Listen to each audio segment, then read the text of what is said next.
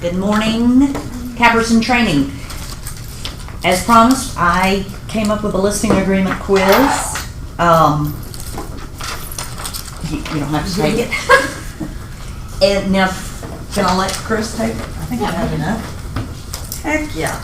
And I will go, this should be pretty darn quick.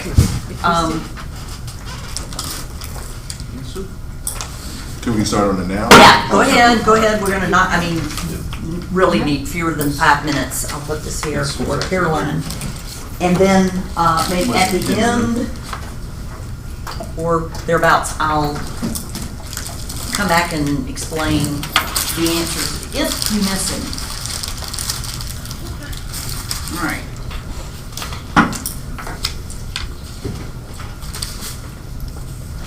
And I'm gonna just hang so we can turn. Just kind of let me know when you're done. Oh, I'm ready for you. Right, I'm giving them 5 minutes. Oh.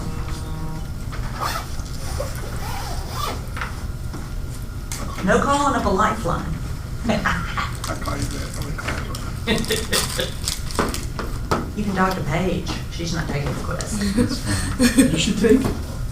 I don't know any of that. All right.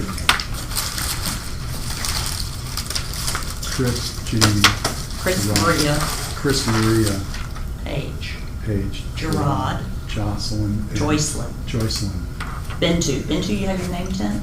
Not yet. Oh, that's my fault, my bad. Bentu. I'm gonna, Bentu, B-I-N. Bill Knox.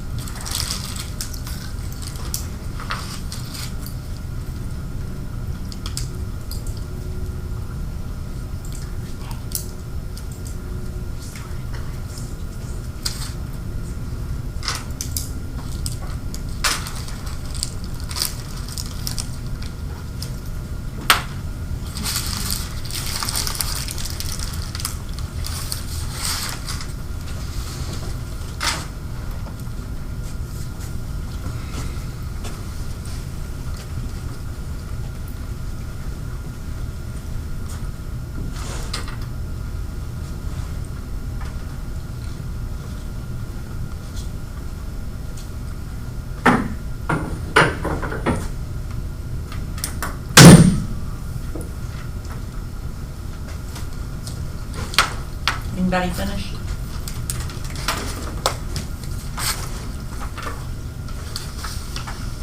I do need names, yes, the name is good. No. Here's just a random one. This This is one. yours.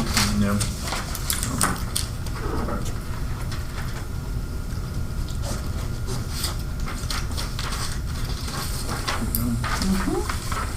Yeah, I bet you need the names. There's not such a thing. Anonymous quiz. Yeah, there is. It's called a zero.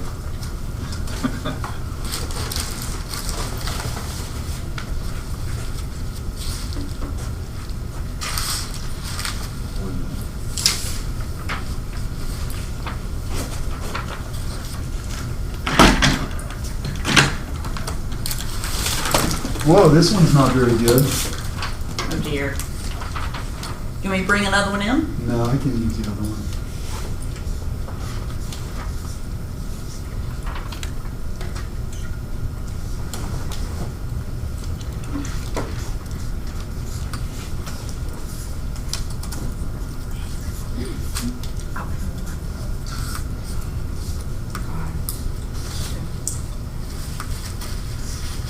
James.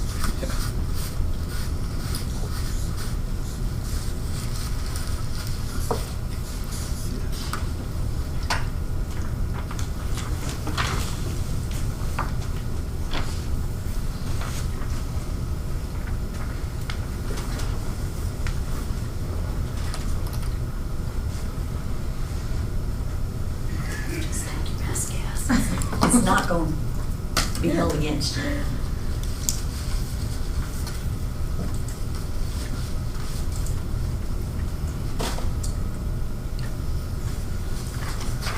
Thank you, dearie.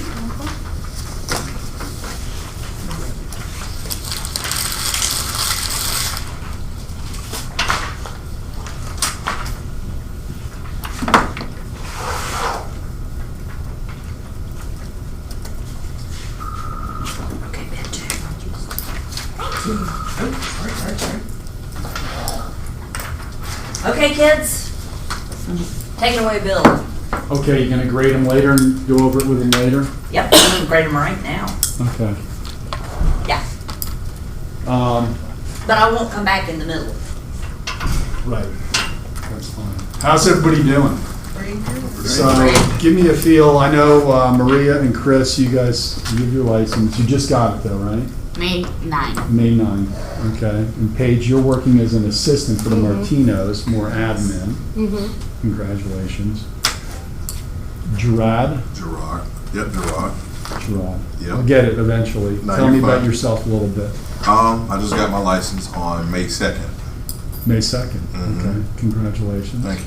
Yeah, what'd you do before? I was a HRIS consultant. Okay, okay, good. Jocelyn? Joycelyn. Joycelyn. I'll get it straight. I also got my license on May 2nd. Before that, prior to that, I was a stay-at-home mom. And then before that, I was a victim advocate. You were, what was that one? I was a victim advocate. Victim advocate, okay, great. B2? Been to. Like, where have you been to? B2, okay. Been to. I got my license on May 31st, Mm-hmm. and currently have a shop that I manage. I'm the owner, and also trade. I travel here and there. Right? What And kind of shop? I have a hair shop, Okay, good.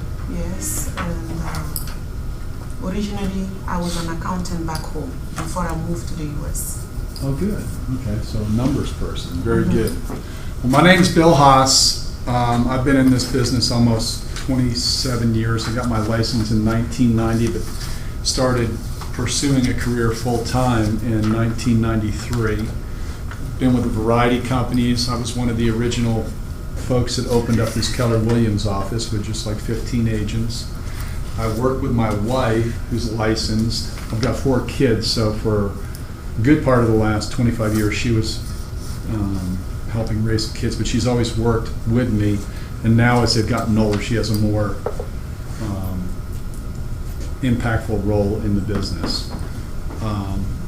I do both buyers and sellers. I live right here in the perimeter area in Sandy Springs. I try to focus close by, but I'll pretty much go anywhere if it's the right opportunity.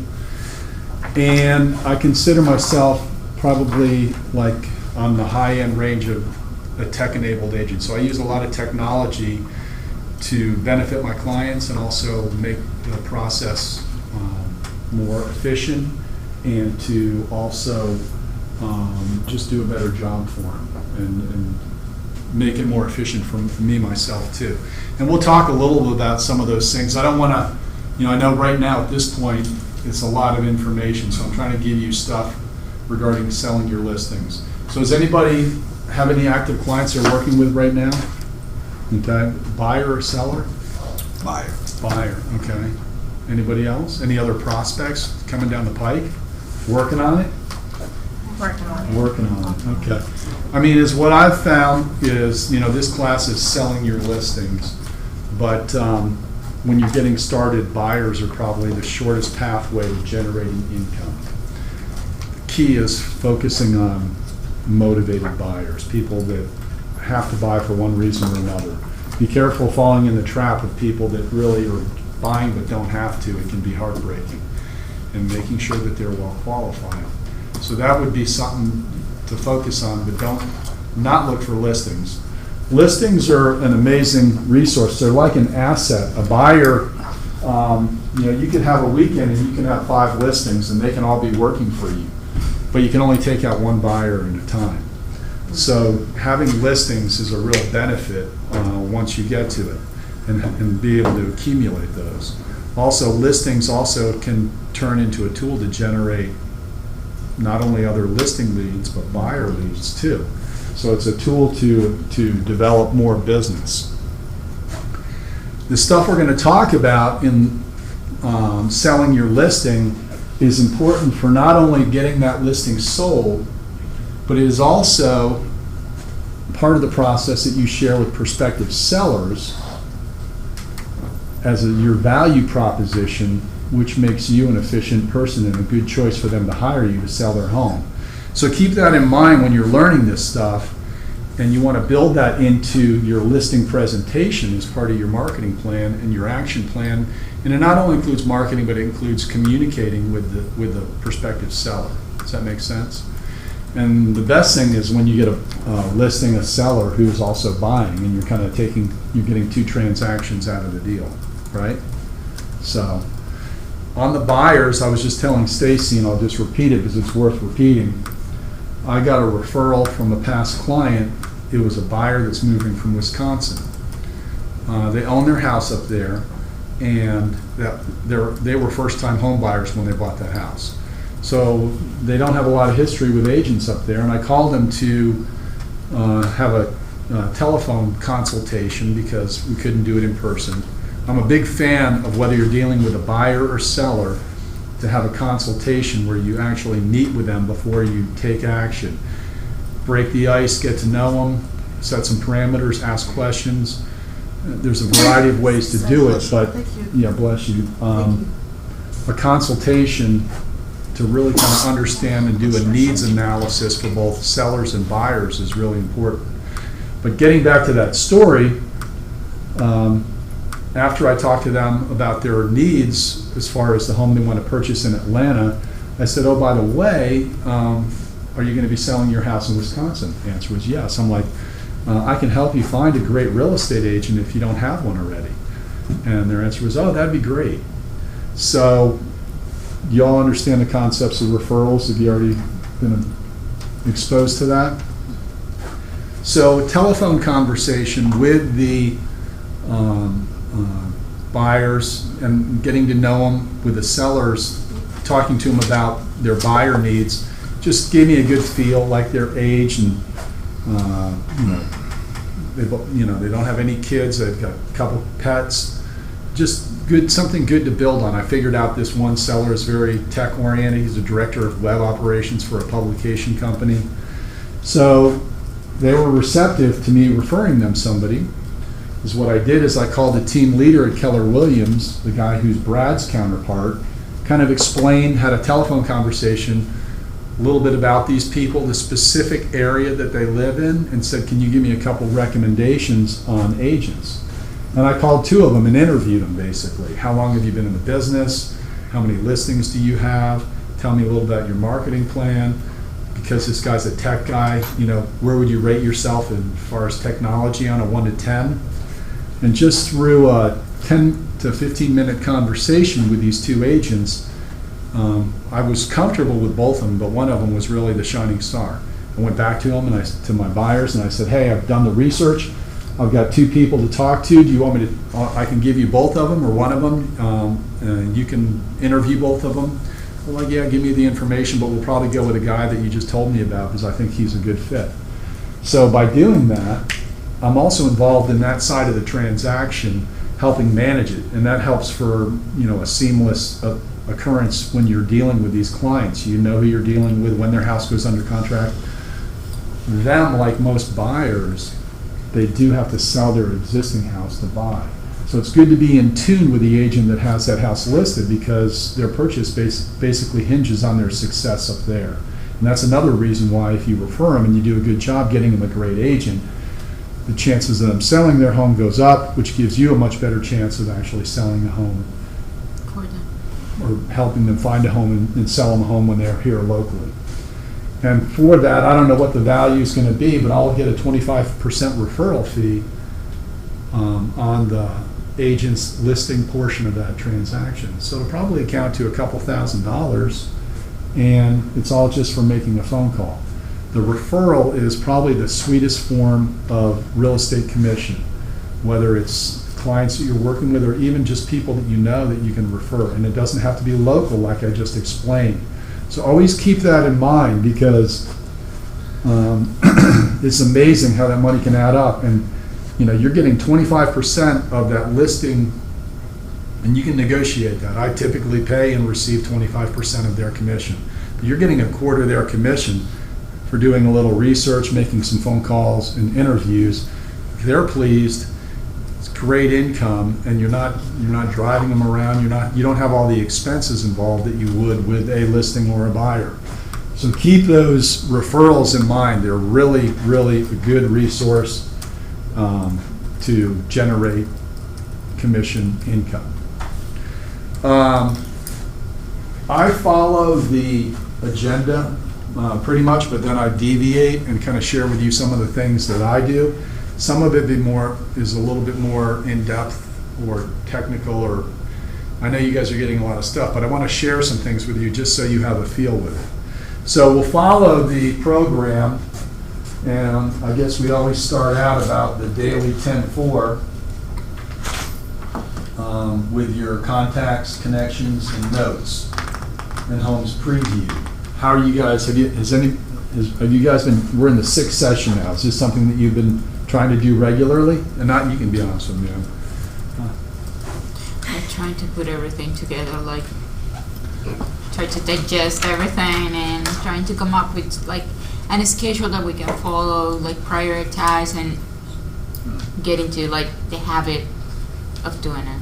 And right now, in the industry that we're in, and how everything has changed, technology and setting up your sessions, which I'm sure you're going to share a lot about, is so important. Having everything, building out your database is primary, right? But then also setting up your calendar and setting up the systems, your website, your funnel system to be competitive online. All of that is crucial to We've been success. doing a lot of research and what we are going to implement with our like branding strategy and all that. Right.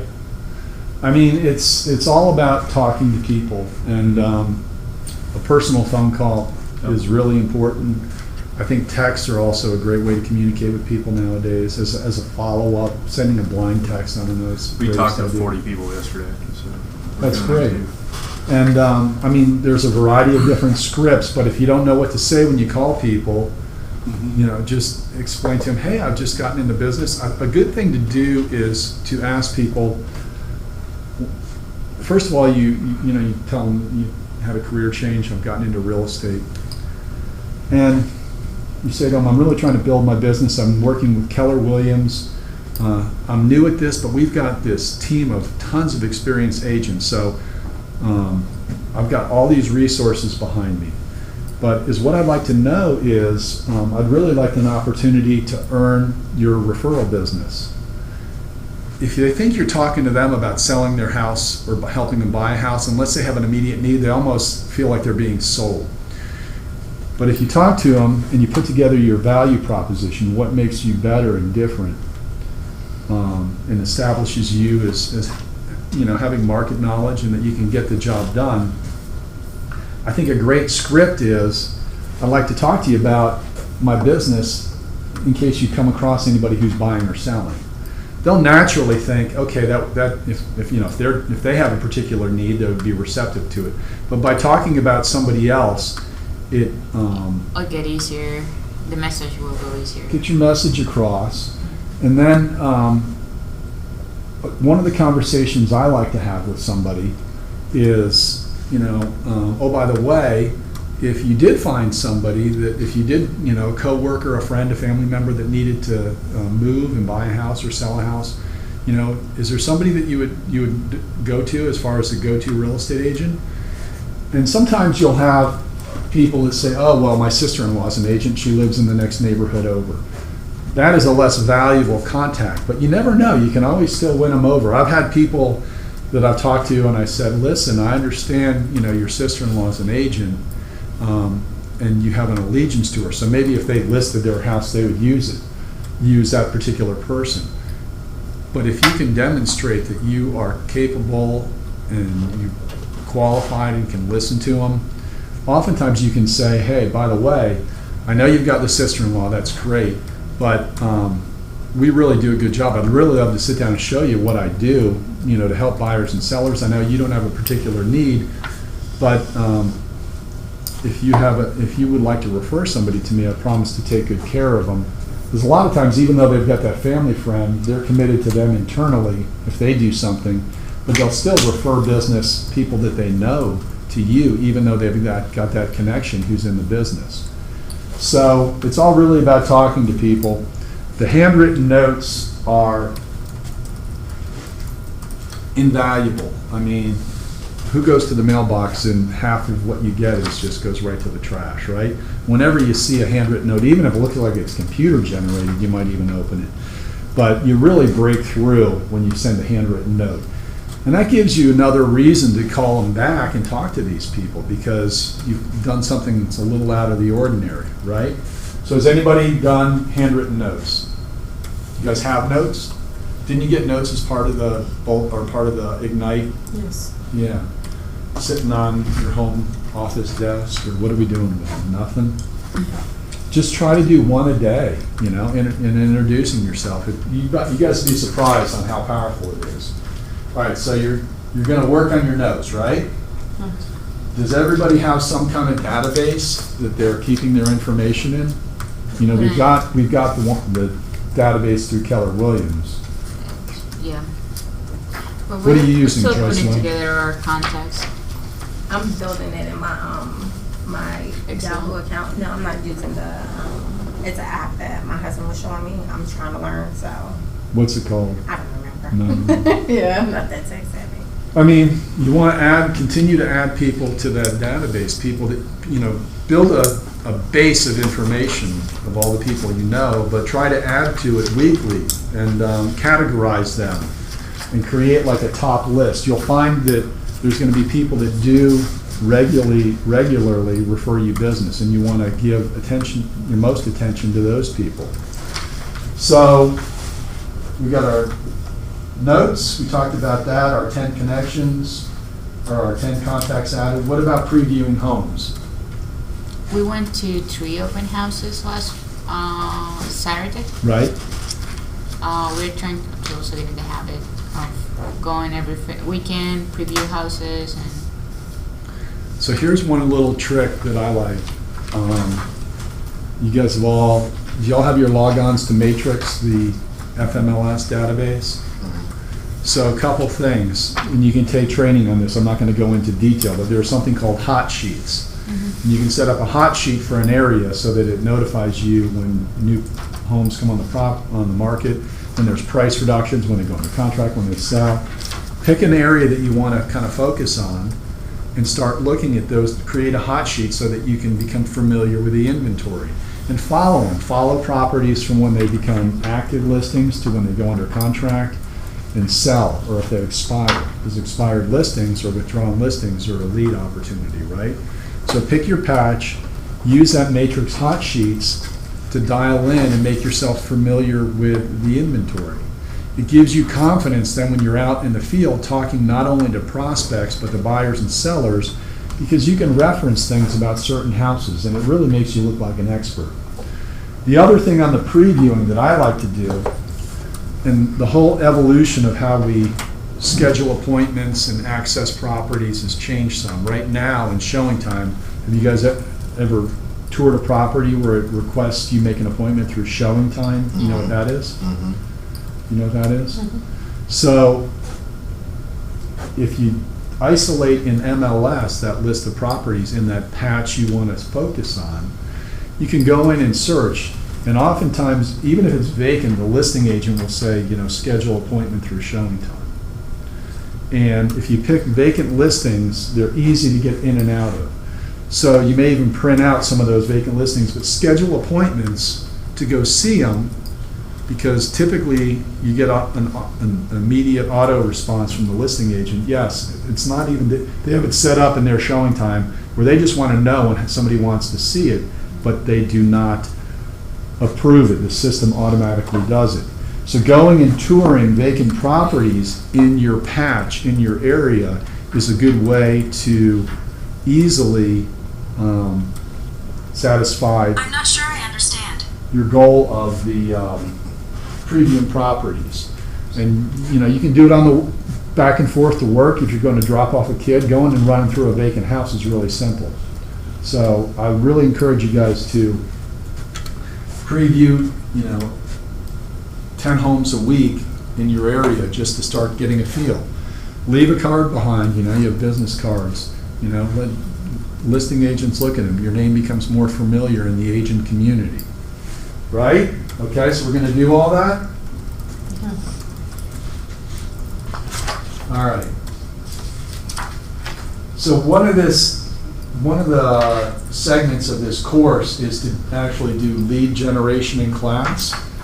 And I try to pack other information. If you guys promise me you're going to be doing your lead generation other than in the classroom, we're going to skip that and not Make the call. physically make the calls right now. You guys okay with that? You promise me you'll do it? All right, I got your promise. I'm going to check up on you. So handwritten notes you're going to turn in, okay? Keeping your head in the game. So this selling your listing is primarily falls into a couple camps. One of the first segments is staging your property for a seller, making sure it's staged. When a seller sells a house, it's a house they've been living in, they're comfortable in the way it's formatted to actually live in it on a day-to-day basis. When it moves from being a home that a person lives in to a home on the market, it becomes a product. You see how much money advertisers spend on marketing their products and packaging them properly. If you look at it in the real estate world, all you got to do is go to model homes that are new construction. You see what they do, right? I mean, they've got them staged to the T's. They want people to buy in emotionally to the product. I always tell sellers, buyers buy with emotion, not logic, at least the majority of them. So you got to emotionally get them attached to a house. And packaging it so it's presented in its best possible light is super important. Virtually every house that we list and sell, we always recommend that it's staged. Staging falls into a couple different categories. A lot of people think of it as just like a vacant house where they stage it and bring in furnitures and accessories. And that is one segment. But if you're dealing with homeowners that are actually living in homes, like resale homes that are selling it, the staging is completely different. It involves going through, culling out personal property, which makes the home look cleaner and more streamlined and also bigger. In a lot of cases, a good stager will repurpose pieces of information and identify, first and foremost on paint. Paint is the biggest part of staging for most homes because it's the least expensive. Carpet is next, because that's the next least expensive that has the most impact. And then you move on to other things. We personally, as Kathy and my wife, we have a couple stagers. Kathy Hans, her information, she's one of our vendors. She's very good. We met with a seller on Tuesday, and we just are working to get her to go out and meet with a seller. So we did a walkthrough. One of the things, if you have a good stager partner that does, is they can be the bad guy. They can do some of the heavy lifting as far as telling a seller that mauve paint that they just transitioned their living room into is really nice, but it's not going to help get your home sold. It actually could deter the sale. Do you have a threshold to pricing, like house pricing, in order to bring us person that does the staging? I'm not sure I understand. What is your question? Do you have a threshold in price, like the house A price? threshold on what I will stage and won't Yeah. stage? No, I don't. I mean, even inexpensively in this whole range of prices, condos condos and townhomes that may be on the low end, like even 250, those are typically going to sell easier, and maybe not as important, but any home can benefit from staging. We had a house that an interior designer lived in it, and it was beautiful, but it was interior designed to live in, not to sell. And she had too much stuff, and a stager cuts through that and comes into the whole process with a completely different mindset. So we feel so strongly about staging because it's going to further increase the odds that you're going to be successful in listing a home. A lot of sellers, most sellers, price is the most important thing. Most of them think their house is more than it's worth. So you're already dealing with a challenge on the pricing. If it's overpriced and it doesn't present well, that's like a 1-2 punch that is going to potentially make you unsuccessful in the process. What percentage of your houses that you're listing are people living in the house versus, for instance, sometimes maybe they've moved into another place and they have it empty, which makes staging easier, obviously. Yeah, I would say 2/3 of the staging, 2/3 of the homes probably the people live in. Okay. But How do you handle that when it's, I live here and this is my mom's armoire, Yeah. I don't want to move it. like I said, the stager can help you out with that. And Just I don't easy to consider accommodate. myself an expert in it. My wife is a lot better than I am, but they always come up with great ideas and present an action plan to the sellers. So it's really, it's powerful and it's liberating for a seller to have all of a sudden everything come together with an action plan on what they need to do. Because a lot of times sellers are overwhelmed in preparation to get their home on the market. A lot of times they have mindsets, and we'll even get calls, and they'll have done stuff before we got there and picked the wrong colors. Right. One guy wanted to replace his whole driveway, and it was heaving like it was, but in the scheme of things, you look at the big picture, that was not the best money spent. So we had him stage the interior, and it was super successful in us getting that home sold. We feel so strongly about it that we tell sellers, we've kind of gotten to a model where we say, we will reimburse you for the staging consultation. Because it involves a consult, like what are you going to do, but oftentimes from that there's an action plan. It may require painting or replacing some flooring, whatever it may be. New fixtures are a common one. Yeah. So we don't pay for that. Okay. But we'll pay for the consultation. It can range from like $200 to $400 depending on the stager and the value of the property. But we don't pay for it on the front end. We tell the seller, Once it closes. when it closes, we'll credit you back for that. And the reason why we do that is we want the seller to buy in and be engaged in the process. When people get something for nothing, they tend to devalue it. So by getting them to pay for it, found it to be very powerful. So it just makes a huge difference. It'll make your life easier in selling it. And so there's a variety of different kinds of staging. We talked about like the vacant house. I've got resources that will come in and in a house that is empty and put in furniture and key rooms, typically the master bedroom, kitchen, dining room, sometimes the living room, and that includes accessories. And it can be expensive. I mean, I think one of the recent ones we did, it was like a house in the 400s, and he spent about $3,500 on a contract with a stager that brought in the furniture.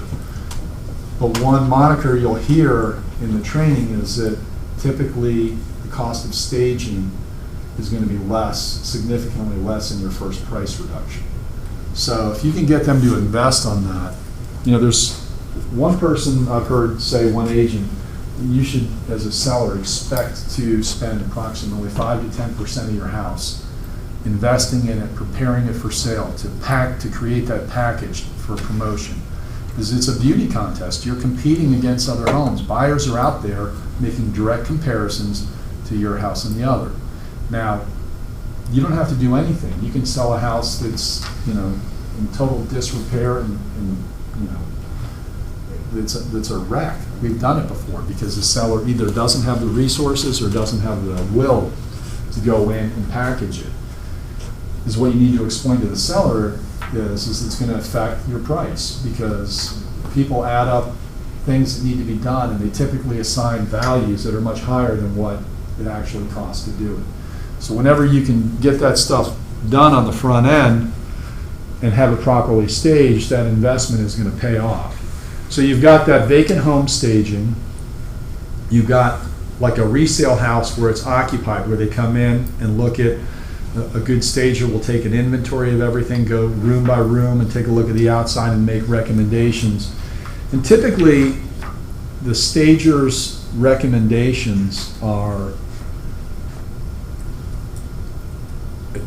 go beyond what a typical seller is willing to do. They don't do everything on the list, and the stager can help prioritize which items are going to have the highest impact. And we're always involved, kind of triangulating. We're taking a look at the competition. You know, if your house that you're going to list has Formica counters, and the 3 to 5 best comps that you're comparing it with all have granite or some kind of quartz or some kind of upgraded interior, you need to be aware of that. You need to share that with the seller and say, this is going to impact, they're seeing all these other houses with this. We can price around that, but one way or another, it affects the value of the property, right? So another cool way, if the house is vacant, and something that we've done successfully, is use virtual staging. And I don't have it on my list, but that I'm going to share with you, but I'll put it on it so it'll get updated, so when you access it. There's a variety of vendors out there that do it. Today's sponsor for this class is Virtuance. Virtuance is one of our vendor partners. They do professional photography. They do a great job. And I think they're looking at adding that as a service, but we use this company called Box Brownie, and they're out of Australia. So we get our professional pictures taken, and on the homes that we choose to do virtual staging, we send the pictures to them, and they can do a variety of things, including taking out like a bad piece of furniture and replace the whole interior so it looks completely different. I mean, it's amazing what they do with the graphics. They'll have houses where there's, some type of natural light coming in, and they actually have the shadows on the ground for where the furniture is. So it really looks realistic. And then, that doesn't, people are typically not going to buy a house if they don't visit it. When they get out there, it's going to look completely different. So we say that, we've had it virtually staged for conceptual purposes, so they can understand what it looks like to have furniture in the house. But a big part of selling a house is driving traffic to it. And we'll talk a little bit more, but the professional photography is, people now online make decisions not only on homes that they want to see, but what else? Homes that they don't want to see. They're eliminating houses based on the pictures they see. That's why the pictures are so important, getting great pictures. You still see it, going through the MLS. People, I think, are using their iPhones. They don't have the resolution set high. The picture is shrunken down. Where they go through and they don't put the toilet seats down. Just a variety of things. Garage doors open. A good photographer is going to eliminate a lot of those problems and really, once again, you're packaging your product for sale. So we take those pictures from the professional photographer, upload them, and within a few days, they send them back. We typically do that at our expense as part of our marketing fee. We pay for photography for all of our listings, and we tell the sellers that as part of our marketing. And virtually, I haven't had a listing where I didn't have it professionally photographed. Even like a small condo that's vacant, there's not a lot of contrast to take pictures. It's just, I feel it's that important that you spend the money. Will you use the 40 pictures of the FMLS even if it's a small condo? No, if they're not compelling, I wouldn't necessarily just kind of load it up and show pictures of closets and other stuff. I would, you can focus on the amenities or the parks nearby. If it has a swim or tennis, take pictures of those. A picture of the entrance to the neighborhood. Yeah, but you will use the complete 40 spaces that the FMLS give you, even like if it's not just a condo. Only if I have the best pictures. I mean, you don't want not enough pictures. You don't want like 4 or 5. You know, you see some listings that only have a couple pictures. Oftentimes that's like a red flag, either, you know, what's with this property, or, you know, the agent's just totally lazy. But no, you want to get enough pictures where people can look at it and get a feel. If there's something that's really detrimental to the property, you may want to try to figure a workaround to not have that. Is there a included. sweet spot range, like 20 to 30 or 15 to 20? I mean, if that it's you a try to larger get? house, we'll use all 40, and we're trying to figure out which ones not to use and which are the best ones to use. Right, So it just depends, you know, on how many good images you have. sure. That's really my kind of rule of thumb on that. Okay. But the vacant the vacant virtual staging is a real good tool for getting your home sold. So once again, these are things that you talk about to prospective sellers to help you get future listings. All these things that you're doing that's a little different. And there's all kinds of things you can do up and above that, but it's really property specific, like drones, like a drone picture. If it's in the middle of a neighborhood and they're all on 3rd-acre lots, having a drone picture is probably not worth the investment. If it's a $2.5 million estate property on 3 acres, having a flyover drone is impactful. Does that make sense? Yeah. All right, so they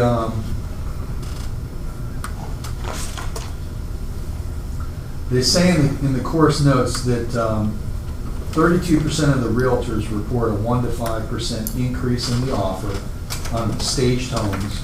16% say a 6 to 10% increase in the offer, and 3% say above 15%. So you need to frame it to the sellers that it has an investment, that there's going to be a return on that investment when you invest these monies. It isn't just to make the house look better. It'll also decrease the time on market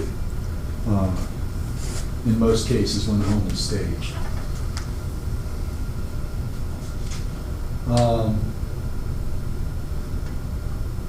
So staged homes sell faster, they sell for more. It's just a good, it's a, like I said, I know of an agent who works in one of the other Keller Williams office. If the seller's not willing to work with her stager, she won't take the listing. That's how strongly she feels about it. So I would just encourage you to build resources. Like I said, we do have an in-house vendor, Kathy Hans, that does staging, and you want to pick a stager that has good bedside manner, that is, they got to walk a fine line between not insulting somebody and getting them to buy in why it's important to make these improvements, and that it is going to be a shorter time on market, and that money is going to get returned in a higher sales price, right? All right, any questions on staging? None? Okay. So look into that, and you can also get a lot of good resources online, just Googling home staging. There's a website called Active Rain. Have you all ever heard of that? Active Rain is kind of like a blog for real estate agents, and it is really powerful. You can get a lot of good information on that. Are you guys aware of the Keller Williams Rawls Group Facebook page? Okay. That's another great resource, not only for information, but also when you go to sell your listing, because you can promote it out to all these other agents. And you can also then, that can be part of your social media marketing platform, right? When you're talking to sellers. Once again, it's another value proposition on what you do to get their home sold. You're actively using all channels to get it sold, including social media. All right. Staging is important, so keep that in mind. Let's advance this.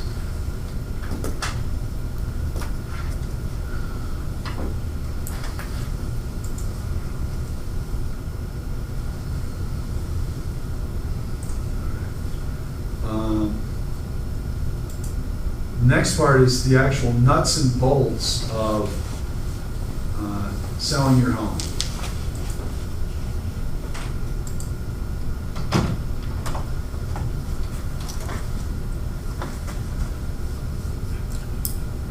Okay, marketing the listing. This is where the rubber hits the road.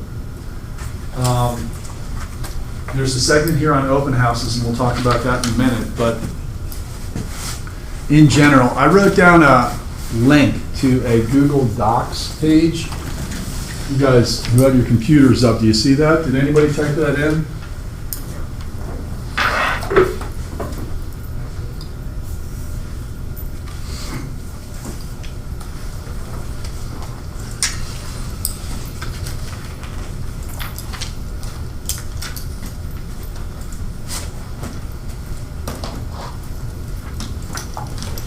This is just a little document I use.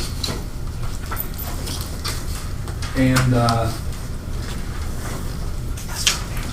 you type in that URL, Caroline, what's up? Not much, Mr. Haas. to Sorry see I'm you. late. I had to meet with Mr. Charlie. Oh, good, okay. Everybody knows Caroline from previous Ignite classes. So we just covered the original stuff, handwritten notes, contacts, touring properties. We talked a little bit about staging. You should have course materials that cover it too. And we're now moving into getting your listing sold, what you actually do to get it to where the rubber meets the road. And you'll find that most agents do the basics. Who can tell me what the basics are? FMLS, Georgia MLS, Zillow, possibly, things like that, to advertise your listing. I would call the basics putting a sign in the yard, Oh, entering it into both MLSs, using a lockbox, maybe use some directional signs, key points to direct people to it. Those are kind of the basics. Sometimes an in-house flyer, like a promotional flyer for the property. And then open houses are common too, right? So you want to be doing that as just a matter of fact, just to be, and having pictures, obviously, quality pictures. Those are the basics. Is what you want to do is differentiate yourself from the rest of the agents out there. It helps you not only sell your listings, but do what? Get more listings, because you're using it as part of your value proposition. So we talked a little bit about photography, but in many cases, this is something that can differentiate you from your competitors. Explaining to sellers how important it is to get good pictures. We're predicating this on the home has been staged. It's already set up and ready for pictures. You want to wait till the home is ready to be staged before you get the pictures. That's obvious. And even there, you might even do some micro staging. When we have a photographer come out to take the pictures, one of us is usually present at the listing, right? And the photographer that we work with most, she's like a partner to us. I contribute what she provides as a key to our success.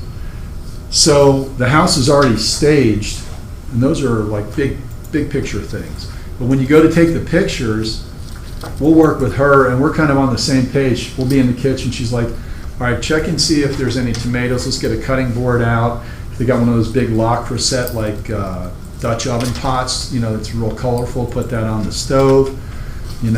Out on the back deck, a rolled up newspaper and a pair of glasses and a couple coffee mugs. These are things that the home stager probably doesn't drive into that detail, but when you're going out to take pictures, it's little things that make a difference, right?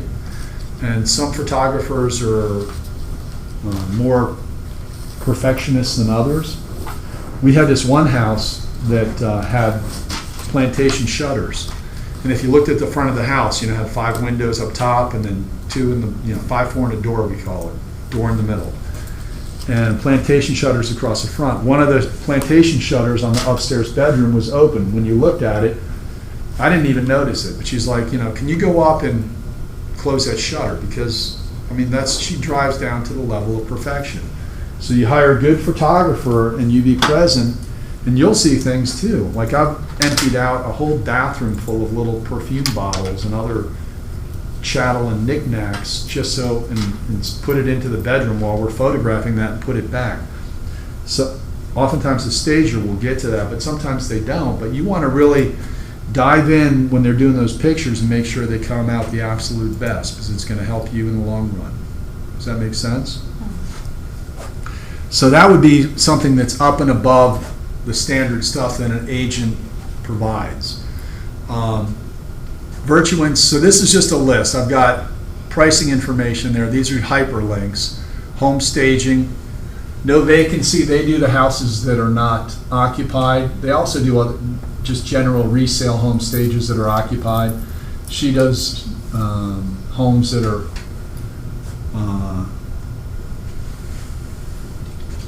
I guess click on those links, you can get a feel for what they do, but they're all good and they all have kind of certain specialties. Virtuance is a great photographer. There's a handful of really good ones out there. Another thing that we do, and I want to show you this, is it's really powerful. So the home's been staged, you've got your great pictures.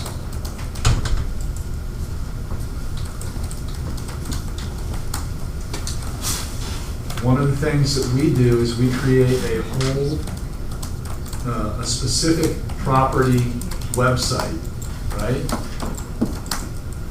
And for $20, we invest and you can buy bulk packages where you get more. And there's actually something that Starkey Mortgage has access to that's a competitor of what we use called List Reports, and they do something similar. But we've been using this for years. And this is a templated website.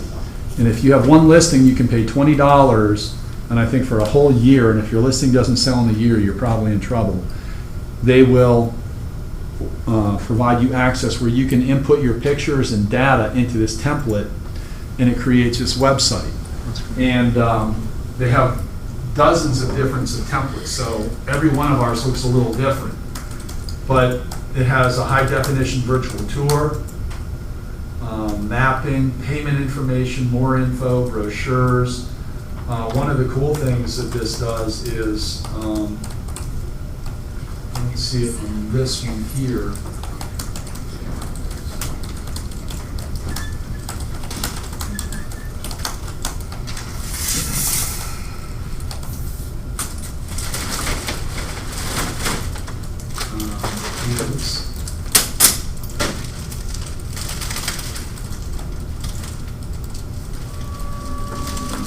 It creates a virtual tour of the pictures that you input in there. These are just still pictures.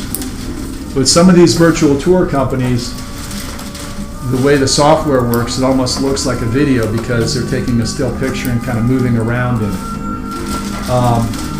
I don't see the feature here. It's usually on the bottom. It may not be in this template, but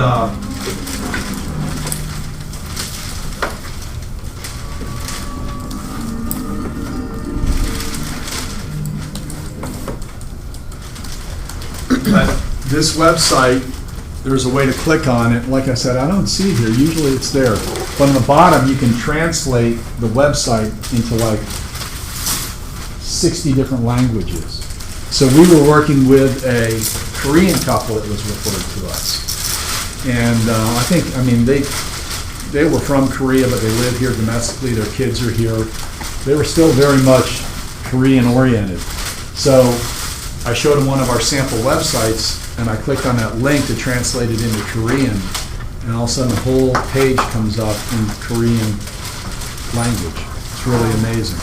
And that they identified with it. I think that may have been one of the little things that pushed them over the edge to hire us.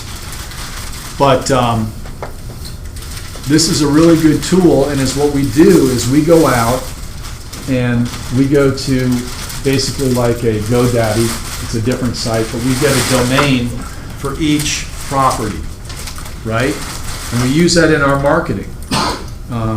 We usually use the address, like 7605 Nesbitt Ferry RD, and we use .info instead of .com, because you can get a 1-year URL. You can purchase it for $3 versus like 10 or 12 for a .com. And .info is fine. So we just reserve that after the home sells. We just let it, we don't renew it and we don't pay any more because we're not really using it anymore. And then we point this templated website to that URL. We use that for all of our marketing. I didn't bring any samples, but we use another resource that the office pays for, it subsidizes it for you guys, called Michael Lewis Marketing. Has anybody ever mentioned that to you? You'll hear more about that in future Ignite classes. But Michael Lewis Marketing is also, whereas this is websites, they have templated products like brochures and just listed, just sold postcards, a variety of different marketing tools that are designed by graphic artists. So rather than you go in and try to create a flyer in Microsoft Word or Publisher, you have access to these resources where they'll print it. So one of the other ways that we go up and above that base level of service that your average agent provides is we get these professional brochures printed. We actually use the template in Michael Lewis Marketing, and then we actually have them print them and they FedEx to us. We usually get 50 to 75 initially on a listing, and it's fairly reasonable. I think we pay between $30 and $40 for that. But it's a heavy stock flyer. In often case, like on a larger home, we'll do like an 11 by 17 that folds over to one single 8.5 by 11 page. So it has 4 panels where you can put pictures and information on. And it's what we do, this is really important, is we never put the price in the flyer. We put the website, and we'll put like a QR code, and then that is our information. So if we do get a price adjustment, we don't have to reprint flyers because it's directing people to go to the website to get more information and the price. And we use that URL, that's 7605 nesbittferryrd.info, in all of our marketing to drive traffic to it. We'll put it in Facebook and other places, and that'll give you, if you try to type that in right now, I don't think it would come up. I don't think it's active any longer, that URL. While the listings are active, it's a great way to do it. And sellers love it. It shows that you're going up and above the call of duty to do it. Check with Starkey Mortgage, listreports.com. They have an upgraded premium package that they pay for, that they give access to you guys, that does templated flyers and websites too. It's just a good resource. All right? But this here is called Agent Marketing. Agentmarketing.com is the name of the website if you wanted to procure one of these websites for a particular listing. Like I said, you can pay $20 and have all this beautiful website specific to their house as a resource. And that definitely differentiates you from other agents. So, Agent Marketing, Michael Lewis Marketing, and did that link work? Were you guys able to get to it? So those should open up. Some of those are just access to their general website. You have to have logins to get into it. And because this is an office provided one, the Michael Lewis Marketing, Stacy can help you get that information. All right? So another thing we do for sellers as part of the listing, and this is free, but it's really helpful. And you can use this not only with your listings, but prospective buyers and sellers and just even sphere of influence, people that you're adding to your database. And that is to go into Matrix, which is what, our FMLS. It's a system that provides you an opportunity to do auto emails of properties with a search criteria that you set. You guys all familiar with that, with the Matrix portal? Have you done it before? Have you set up anybody on it yet? It's really powerful. So you can do, when we get a listing, if not at that time, before, so they're already getting information that's pertinent about us. It's great to do it, to set it up before you ever even get the listing. When you're first talking to people, you set parameters so that they're getting emails on properties in their neighborhood. And you can schedule the frequency. And anybody needs to use the restroom, just feel free to peel out and in. And we'll stop for a break probably in about 20 minutes. So I always set up a seller in this Matrix portal early on in the process. And it's really powerful. So you can set the frequency, so you can do it every day. You can do as soon as the property is listed. If you're in a big neighborhood like Windward, you might want to make it less frequent. You don't want to overwhelm them with too much information. Make it 3 days a week, whatever you choose. You get a feel for what would be appropriate for them. But it's what's happening is, so, people are talking to you about listing their home. The husband pulls out of the driveway to go work in the morning, and he drives down the road, and 4 houses down, all of a sudden there's a sign in the yard. He's like, I didn't even know those people were thinking about selling. Gets to the office, he's got an email from you, because you're on a daily update, with the information on that house, where they can click in and look at pictures and whatnot, and find out what the price is. Do they know that you didn't sit up last night and send them that email? No. It's coming out automatically, so it's working for you. And how much does it cost? It's free. Well, you're paying for it as part of your FMLS fees when you have a transaction. But this Matrix portal is so powerful. It's a great tool. If you don't know how to use it, go to FMLS. They have particular training on all the different components of it. But one of the nice things you can do is you can go into your contacts in Matrix, and you can look at a grid, and it actually shows you the last time that client clicked in and looked and accessed this portal online. So you can get a feel for how engaged people are. And like I said, I've got people set up that are, after I sell a house, I'll just set them up on that Matrix portal so they continue to get information. And I have people that that bought a house and aren't intending to sell for probably years, and I see that, they went into it on Monday and they looked at it. So they're looking at it. And we know through the Keller Williams marketing concepts that it's all about touching your database, right? A certain amount of times a year. Your METs are one, your have METs and not METs, they fall into 2 categories. So for your METs, this is a way to touch them, because it's all about peace of mind, or top of mind. You want to be top of mind with these people.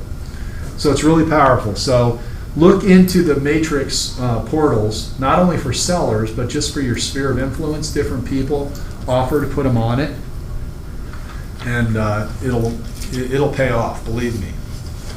Any questions about that? You got it? All right, we do an in-house marketing book, and I usually bring a sample, but I forgot to today. But basically, we go to one of the office supply companies, and they have it looks like leather, it's probably vinyl, but it's a nice little 3-ring binder. It has a clear cover sheath on the front that you can slip one of the pages into. We do one of the property flyers. And then we just use the plastic sheaths, and we put in there the FMLS printout, seller's disclosure, a survey if we have one, pictures that a seller may have of flowers in bloom, or the house at a different season that it's in now, and also information from that list hub, which I'll show you in a minute, that you can also, it's real graphically oriented, but it's like an in-house book, and the purpose of it is when agents and buyers come in, not only are those flyers, which I talked about there, in a little lucite caddy that they can take, but they also have that book that has all the information. So if the agent who's showing the buyers is curious about the taxes or how big the lot is, and she doesn't have her full printout, that information is there so she can do her job informing the particular buyer. So it doesn't have to be fancy. I mean, you can just buy a cheap 3-ring binder and put the information in there. But when you preview properties, make note how many houses have a flyer even, or some type of information book that really separates you from your competition.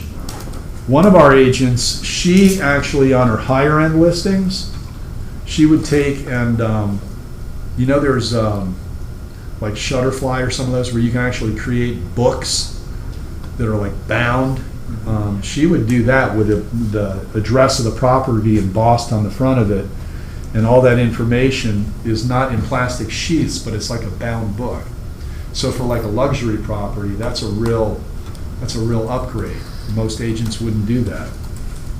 All right, so when you're doing these type of books, or if you get it bound or what have you, are you placing these in the property so when people come in to view it, they can take one, or it's just they can look at it while they're viewing the property? Yeah, usually so in that little lucite caddy that stands up, has a place for you to put your cards in there. Mm-hmm. and we'll put a couple dozen brochures in there. It's designed for people that, agents and buyers to take and retain and Okay. leave with. Okay. So, and again, this is something that would differentiate you when you're talking to prospective sellers, to do that. Okay.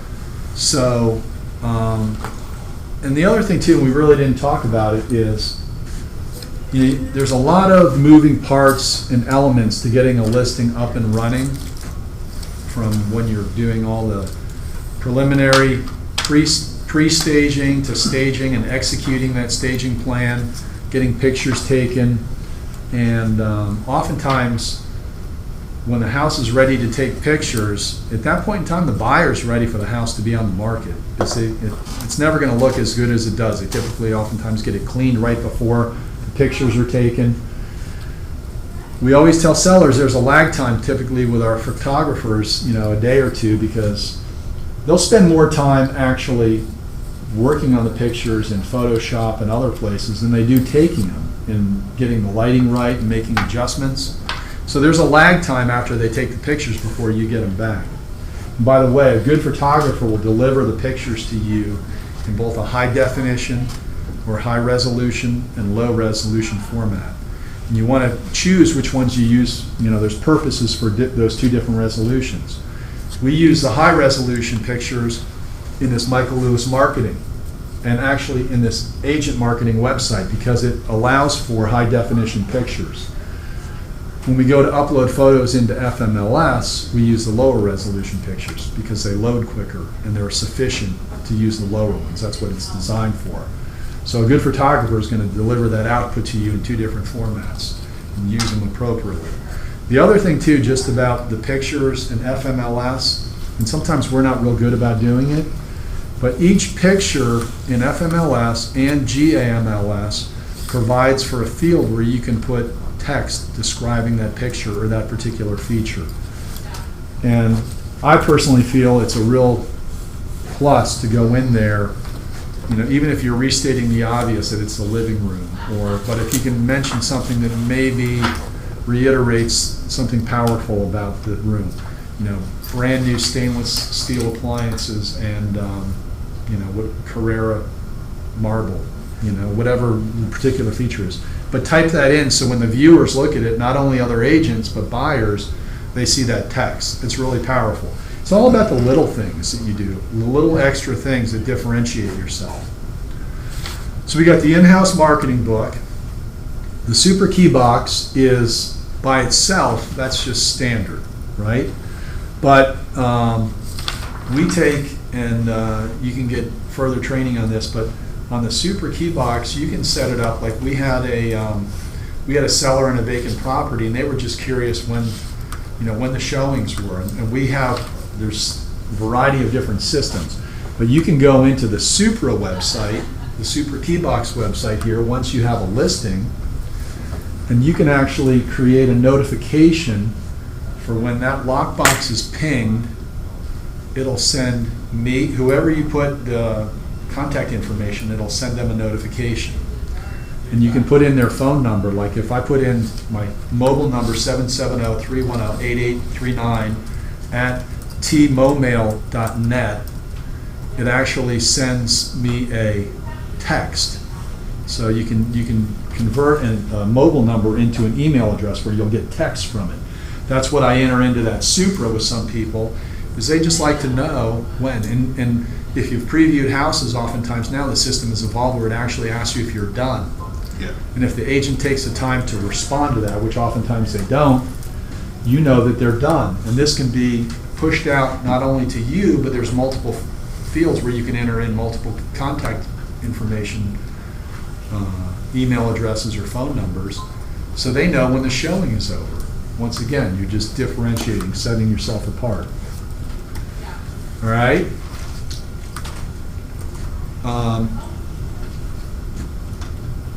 I like to, on listings, when I consult with a seller, when we get ready to list, the Super Key Box, you've all seen them. It's designed to do what? To hang on a,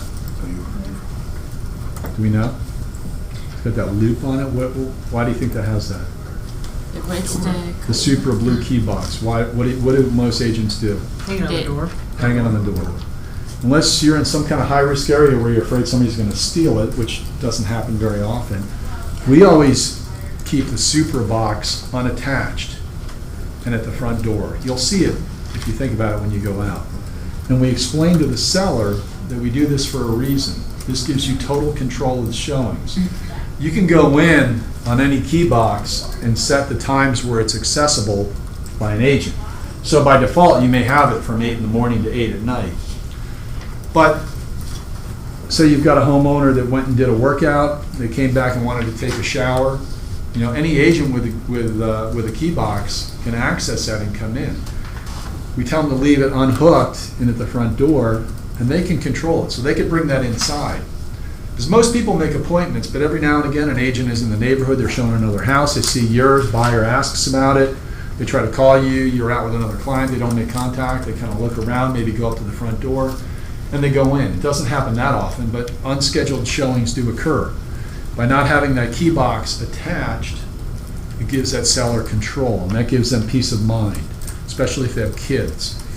So we do that. That's another little extra add-on, right? Feedback. Feedback and showings is super important. I had a recent listing, and is what I try to do is every Monday make calls to the seller, kind of review the showings, where we're at, and also give them market update, etc. And I had one seller, and I missed the Monday call, and her husband, she said to me, yeah, my husband called. I said, you know, what happened to your Monday call with Bill? So they come to expect this interaction. There are systems that you can use to help you do that. If you use Showing Time, it has a feedback system. So anytime somebody schedules a showing, they don't know if the system doesn't know if the agent actually visited the property, but based on the scheduled showing, it'll request feedback on it, and it's all automated. You can set that up in Showing Time. Showing Time, it's a really helpful tool. The Supra system, it also has a feedback feature. I turn that off. I don't use the Supra one. In fact, I don't use the what's the one I was just talking about? You know, home feedback, not home feedback, when you schedule a Showing Time. I don't use the Showing Time. I use something called homefeedback.com, but I pay extra for it. But I've just been using it for years, and I'm comfortable with it. But Why would you use the home feedback versus the showing times? because the Showing Time only gets feedback if an agent uses the Showing Time to schedule the appointment.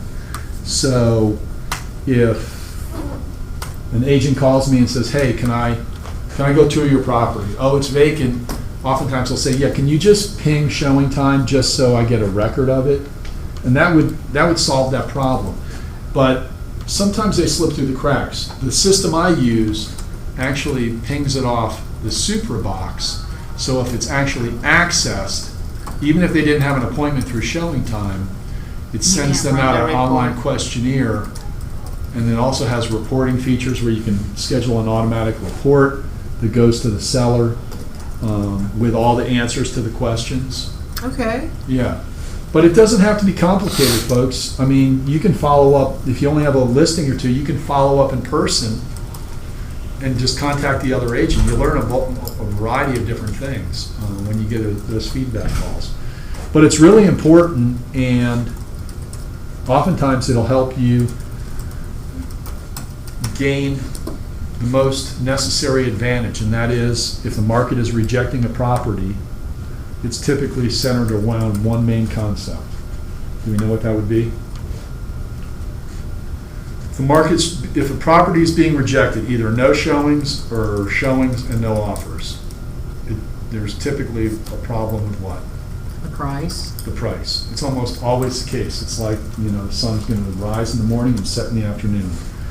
A lot of sellers really have a hard time grasping that, but people either vote with their checkbooks by making a purchase, or they vote with their feet by walking away, right? And if they're not pursuing your property, it is an indication that it's overpriced.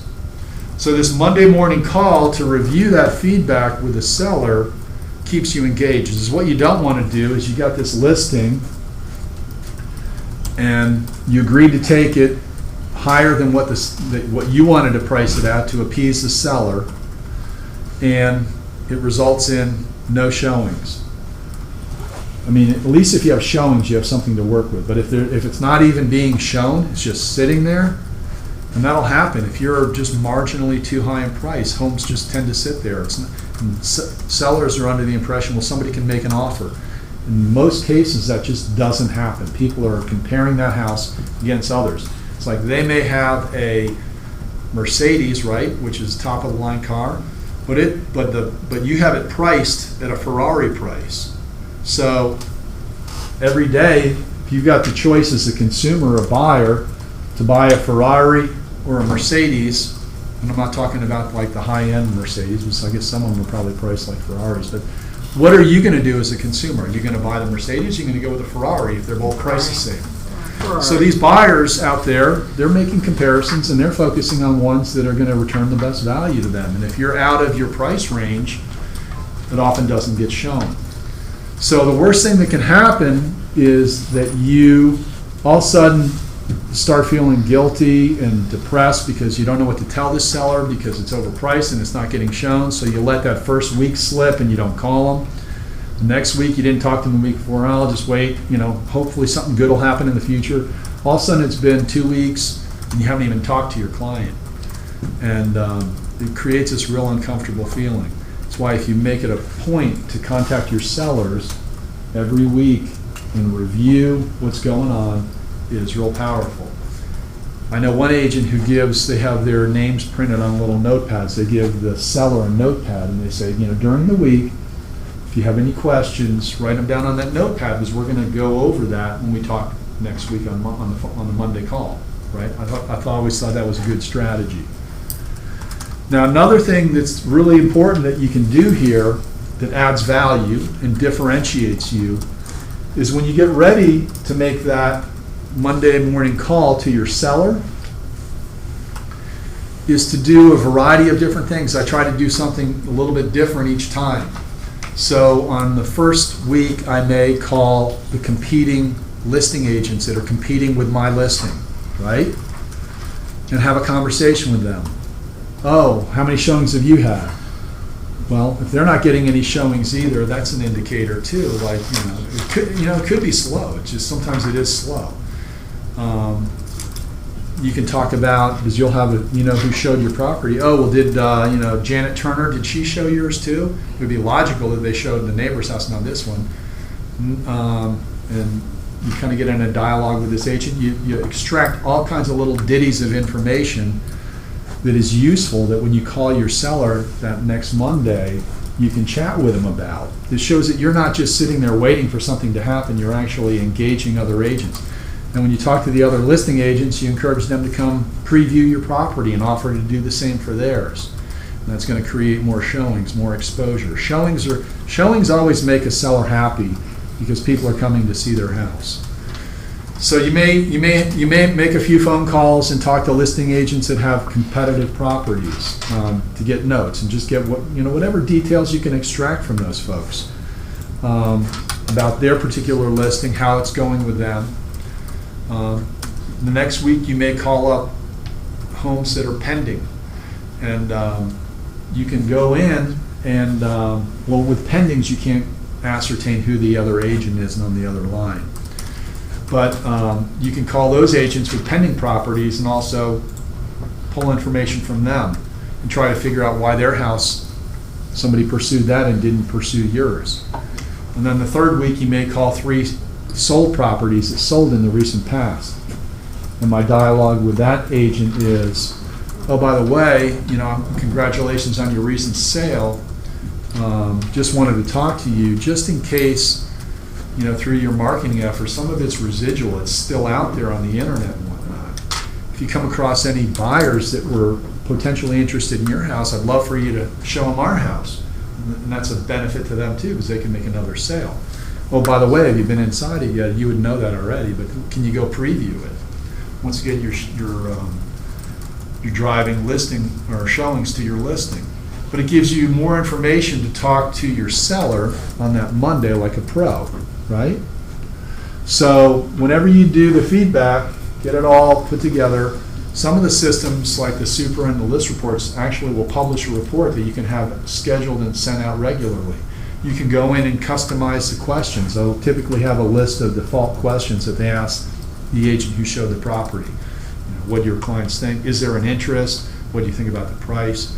But you want to focus on pricing questions, because that's 99% of the time your challenge, right? Any questions on that? All right, List Hub. List Hub is free. It's a resource we have that the mortgage company, Certainty Mortgage, pays for. And I'm not sorry. List Hub, don't worry about List Hub. I'm talking about list reports, actually.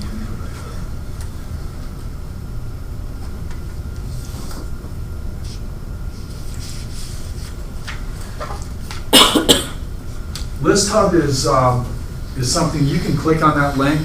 You pay an annual fee for it. I've paid for it, so I'm just waiting for it to time out, and I'm not going to renew it. But it provides reporting where you can set up and create a report that goes out automatically to your sellers via email that pings and tells them how many internet hits they've had on their particular property. And it shows where it came from, Zillow, Realtor.com, etc. So you can pay for that privilege to get that report created, and you can set it up on an auto email by entering your seller's email address. And you can have it sent out weekly or every other week to them. And that's just another touch, them letting them know that you're working behind the scenes. And it's also, you can do this through Realtor.com, and that's free.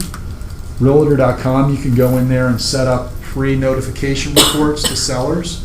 And it shows how many times people viewed, like clicked on, and actually driven in deep to look at pictures of their home.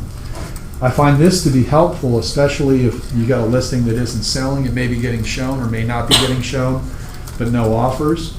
And oftentimes you'll click into those reports, especially when it's early on in the listing, and it'll show that the home has been viewed sometimes hundreds, maybe even 1,000 times online. And buyers say, well, nobody's looking at my house. It's like, well, actually they are. They're looking at it online. Here's the report, 797 people clicked in and looked at the pictures of your house. It didn't translate to any showings because nobody's been in here in the last week. So one way or another, they're rejecting your property. They're deciding not to go look at it. And it's probably a price issue, right? So you can set that up by going into Realtor.com on the agent platform once you have a listing and create those notification reports.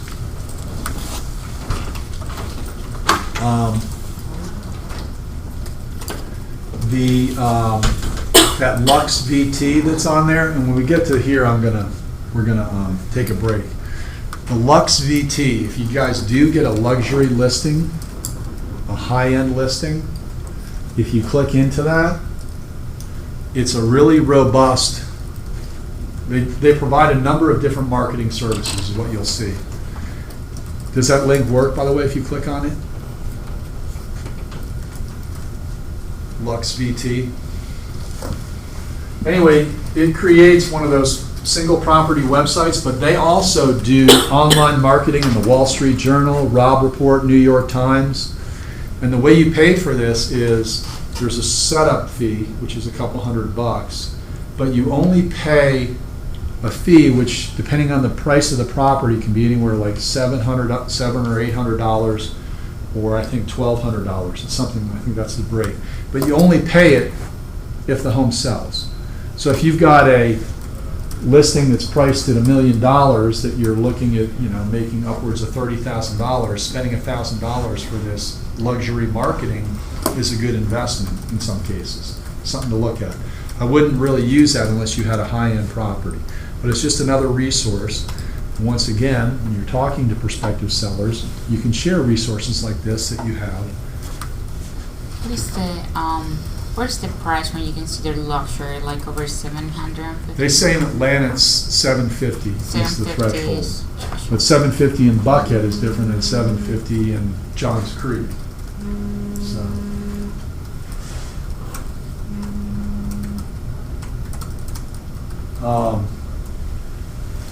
So that's really cool. In fact, I did this for a property up in Forsyth.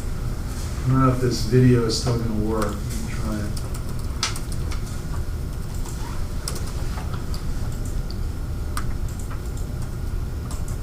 But I use this in listing presentations.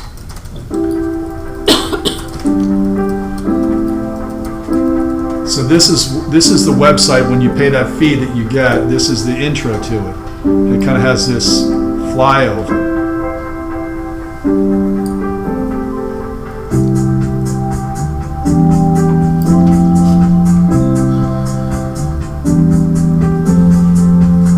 So this link you can share with people, and then you can put your pictures in there, your marketing text, etc. It does a virtual tour. It's just another resource. Like I said, I use this sparingly, only with luxury sellers. But the fact that it gets advertised in those high-end publications, there's value to that too. And you can get traffic reports on when people visit those sites through that.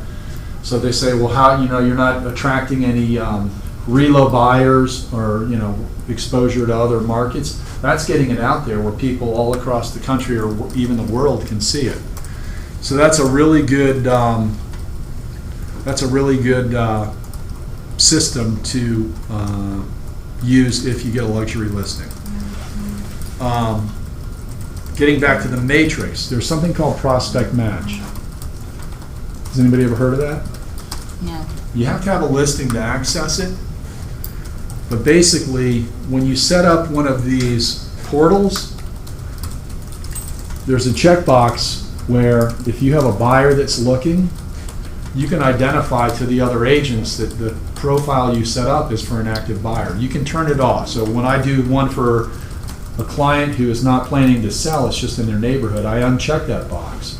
But if I do have an active buyer, oftentimes I'll leave that checked. It's checked by default. And as what happens is, you can go into Matrix and you can pull that report of agents that have set up a prospect match for their clients or buyers. And you can identify those agents, and you can actually go in through a little workaround and copy all their email addresses and names. And you can send an email. Once you get a listing, you may get something from somebody saying, oh, your client came up for a prospect match for our house on 1313 Maple Avenue. Oftentimes it is. It's like an actual buyer that would be specific to that particular property. So you're targeting your marketing towards agents that have buyers that have identified a need for whatever criteria they put in that matches your listing. And it's free. And it's just another thing you talk about to prospective sellers. They may not fully understand it, but you can say, hey, I sent out 200 emails to clients that have set up a system where they're identifying that your house might meet their needs. And you put that, and you talk about them that, the following Monday when you talk to them. It's just another thing that you've done, right? You with me? With you. All right. Agent caravans. So some of you said you went to some caravans? Open houses? We went to open houses, Okay. not caravans. So caravans are typically like the Tuesday, it's industry standard, Tuesday after a sales or team meeting, a lot of agents hold properties open. In some cases, they'll do a caravan. When we do houses, especially here in Dunwoody, but also in other areas, we will do something that incentivizes agents to come visit your listing. We promote it to the agents of the office at the team meeting, but we'll oftentimes offer a lunch, like we'll bring in Chick-fil-A or Wright's Gourmet Sandwiches. Sometimes we'll do a gift card giveaway for like $5 or $10 for every person that comes in. And you promote that you're doing that to hopefully drive traffic to your house. The sellers are under the impression you're doing this to get your home sold. And yes, that is an important component of it. It rarely translates into a sale, although it could, because agents oftentimes go to caravans to see a property that they know that it might be a match for their buyer. But often there's a whole pool of agents out there that on Tuesdays just regularly caravan just to get a free lunch or a bottle of wine or a gift card. So, and some of them are ancient. I don't think they've ever sold a house. That's their Tuesday routine. Well, they blew the dust off before they got out of the house. That was good. Here's where this caravan is so important. This is the main reason I do these caravans, is I have a template. It's just a one-page questionnaire asking, and I try to I want some positive feedback, I want any negative feedback, and I want an opinion on the price. And I want them to handwrite it out. And they don't get their bottle of wine unless they fill out the form. You're going to get situations where, some people, they come in and agents, they have no clue. And they're like, oh, it's priced great. But you can kind of lead them by talking about the comps. Like, yeah, well, 3 properties in this neighborhood have gone under contract in the last 2 weeks, and we haven't had any showings. Ding, ding, ding to the other agent. You're kind of leading them to that the price is high. Sometimes they'll ask you, what do you think it is? Well, I think as a listing agent, I think it's a price issue. So I get them to fill out those forms, and if I know the agent just doesn't know what they're talking about, I may pull that one out, but I typically either review those with the seller that same day when they come back, or I PDF them and send them to them and have a conversation with them and go through those forms. And the impact here is that it's not just you saying, we really feel we need a price rejection. This is not only my counterpart Keller Williams agents in my office, because oftentimes you'll get Coldwell Banker, Berkshire Hathaway, Harry Norman, you'll get a variety of different agents that come in. And they're all saying the same thing. And you give in that form, I make it where they can write in what a specific price should be. And you tend to get trends where you see a common price reoccurring. If you know when you're doing the listing, getting the listing, that the house is overpriced, will you talk to them at the beginning of that and get this signed, like an agreement for price reduction? That's the best way, is to really make sure, because oftentimes you get into a listing after a few weeks and a lot of stuff evolves and happens and they've forgotten about your conversation, even if what occurs is what you told them was going to happen. Either you're going to get showings and no offers, or no showings, and that kind of goes out the window. So best case scenario, and you got to gauge it on their motivation. If you know it's somebody, whatever, it's a divorce, they have to sell, there's no reason. I may be more inclined to take a listing at a little bit higher price if I know that they're going to be agreeable and they have to sell. If somebody comes to me, and you get this all the time, and it's like a huge red flag, and they say, I don't really have to sell if I can get my number, well, you're setting yourself up for potential failure right there on the front end. So the best case scenario, you get at the time of listing, you get a arranged price reduction at a certain amount of time for a certain amount of showings. I like to say, it's a lot more compressed than what the consumer seller usually thinks. We're talking 10 days, 2 weeks, 21 at the most. If you don't have somebody who's banging on the door asking for seller's disclosures, I'm talking somebody being another agent, or strong indications that somebody is out there looking to potentially pursue that property, I typically, that's the time to lower the price. And even if somebody is looking at it and there's only one and there's been a ton of showings, my script or conversation with that seller is, hey, you've already said you're willing to negotiate and come down, let's lower the price. This may create urgency with that buyer that's waiting out there, Whereas now they see the price reduction and there's a fear of loss, and they are afraid that now that the price has been reduced, that they may miss the opportunity. The seller's gonna automatically think, you know, well, it's a bad thing, it's gonna show that we're too eager to negotiate. It can actually move you off your mark and get a buyer to move and take action. So, some type of agreement, preferably written on the front end, but just an understanding that, you know, I can't control the market and you can't control it, your neighbors can't. The only person that really makes the decision to buy is a buyer. And if you're, you know, you don't have to agree to their terms, but, you know, we're not gonna be talking somebody into buying something at a price higher than what they're willing. It just doesn't really happen. So, use those agent caravans, do them. It's a really good way to get feedback to your seller and give the property additional exposure. And then the final thing before we introduce Virtuance and get a little lunch here is list reports. So Certainty Mortgage pays for a premium subscription where you can access list reports. And it provides a variety of different tools, kind of a templated format like the other stuff I showed you.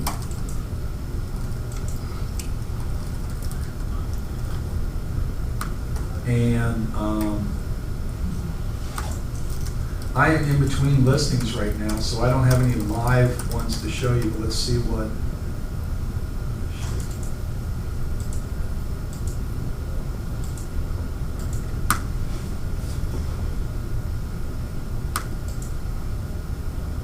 So this is a recent listing.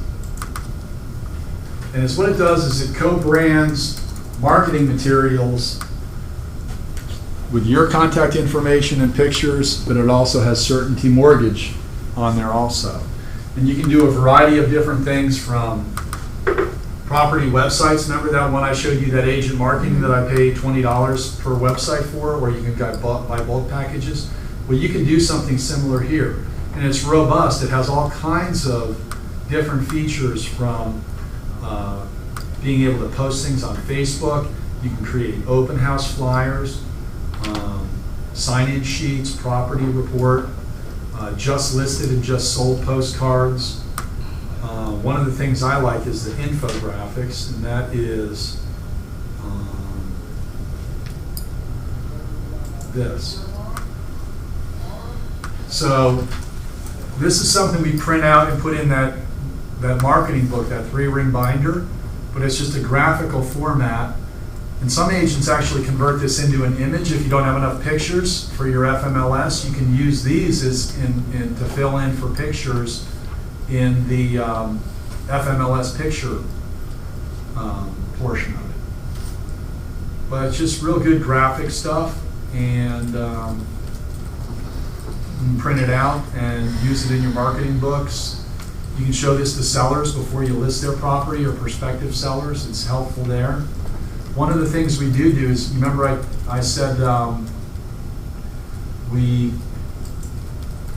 get those professional brochures printed from Michael Lewis Marketing, right? Well, after the pictures are taken, as soon as we get them back from the photographer, we order those photographs. But often there's a lag time between when we get them back and when we actually have the house go live on the market. So I'll utilize this templated site, and I'll print out this 8.5 by 11 just listed flyer. It has some infographics on the back. And I'll print out 15 of these, and I'll put these in the house until the professional ones that are the heavy stock come in from the mail. And all you got to do is just go to the, put it on your laptop, go to a color printer, and it will. This is from certain homes loans, right? Yeah, it's called List Reports, and it you can access it for free, and it has certain features. But like I said, Certainty is paid for an upgraded package, and if you go to them, they'll sign you up and give you logon information that will allow you to. Status and marketing. All right, so. Let me go back there. So any questions on what we've covered so far? All right. So you guys remember how I talked about how important pictures are? How people make decisions on not only what they want to see, but what they don't want to see? It's one of the most important parts of selling the listing. I tell my sellers it's kind of like a three-legged stool.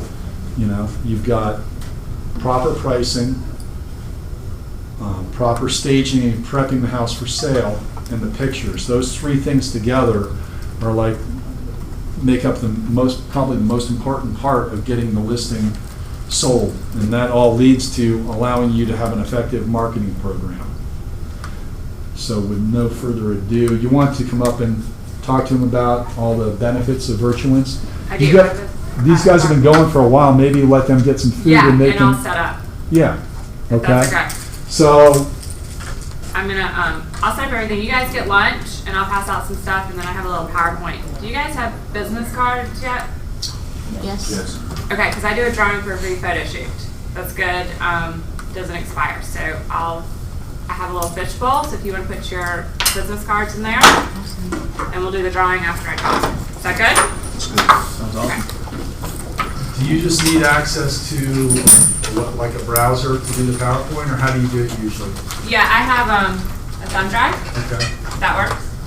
Yeah. Let me get Diane or Stacy to. Oh, I can do it. Oh, you know how to. Do you have your business? I don't know where you plug it in. Did you know? Oh, yeah, I think like so. that. All right, I'll be right back. Yeah. I'm trying to figure out this list report situation right now.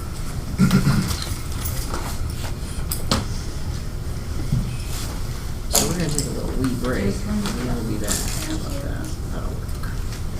You guys feel free to get Okay, lunch, go to the blow on those bathroom. cards and shake them around, just Yeah, like shuffle you're rolling like- dice. Yeah, don't set the deck. I'll do it official. There you go. How you doing? Hi, I'm good. How are y'all? Okay. This need one more. We need Benji's card. So Jennifer is with Virtuance, and they're our premier photography marketing partner, and they can help turnkey that whole process. Thank you very much. They work on short time frames, and they take Aerial really good photography as well? pictures.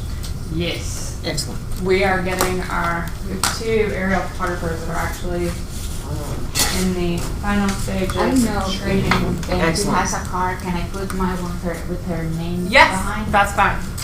Yeah, because I'm actually giving you guys feedback forms as well. So I'll get your information from there as well. So it's fine. Excellent. Jennifer, are you guys, I think at one time you guys mentioned you may be entering the world of virtual staging, is that? Mhm. Yeah, okay, great. We're entering that world. We are putting together our final pricing for that. And then we're also hoping that we are going to get into video. Okay. We've been doing some research on that, talking to different agents, and kind of getting their feel for it in Atlanta. What they like about it, what they don't like about it, pricing. Is it something that people want? You know, I think it's a price relationship and, where the price point of the house fits in. and that's kind of our feedback we're getting. It's something that we would like it to be packaged together. Yeah, that's cool. And for certain price points of houses, you- clients want it. But it has to be the It was right good though. I think it situation. It was- also has to be, legit, like it has to be good, Yeah. you know? So it's not something we don't not want to do, but we want to do it right if we do it. Yeah. We tried the Zillow walkthroughs, and it just didn't really pan out. Well, there's only a limited amount of time people Yeah, are doing it with their phones, Yeah. and it's It's a 2-minute walkthrough, it's with your phone, and it's just, you're rough around the edges. yeah. I don't, it can do more harm than good. Yeah. I'm giving you guys a lot of stuff, and I apologize for that. No, that's okay. So Stacy wanted to try, they're all chicken sandwiches with pasta salad. Oi! You wanna eat chicken? Like veggie sandwiches. No, I'm sorry. Sorry. We're over here trying to figure out like which one's which. Stacy wanted to try something different today, so we went with Zoe's. The first thing we can do, Ziggy's. Oh, And then yeah. and Bob's is like my favorite restaurant. Okay. So I overate that day. Like I was like, oh my god, I can have it. And it was just Gerard and me, and it was food like for 10 people, even more. So it's like, did it. Well, I missed that, so oh well. I'm so sorry. Where is it located? I'll be So happy what's to been check going it on? out. We are at, close it's by. actually a big week. Yeah. We're out to Go get next week. Is it like at 300 shoots? Wow. Yeah, I must be on like Pretty excited to hit it. It's We have a huge party here in Atlanta. So, This is my it's gonna be weakness right here. exciting, but Good cheese.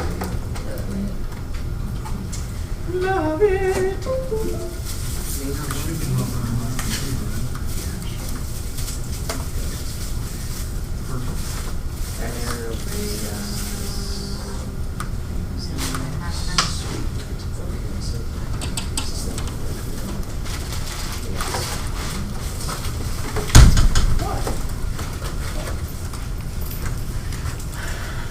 Hey, we entered your card into the drawing. We wrote your name on the back of the card. Oh yeah, We took care of it. You're now entered into the fishbowl. The fishbowl of infinite possibility. Oh, there we go. don't worry. We'll always make it happen. Always.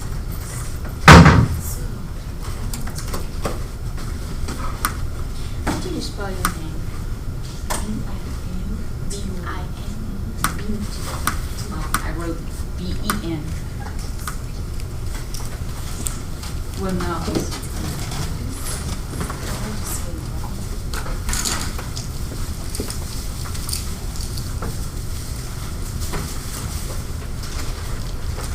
I'd like to give everybody Thank lots you. of stuff. Zoe's. I have I lots appreciate of, it. I have lots of chocolate. Have you had Zoe's before?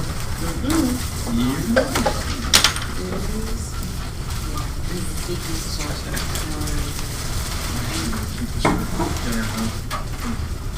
I'm still full from breakfast. I think what's the rest of the day look like? So studying.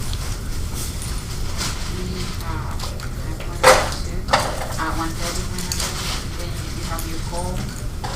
Yeah. I wanted to kind of go down to Georgia State and drop off some things. But it always looks big in the summer. I need to wear, I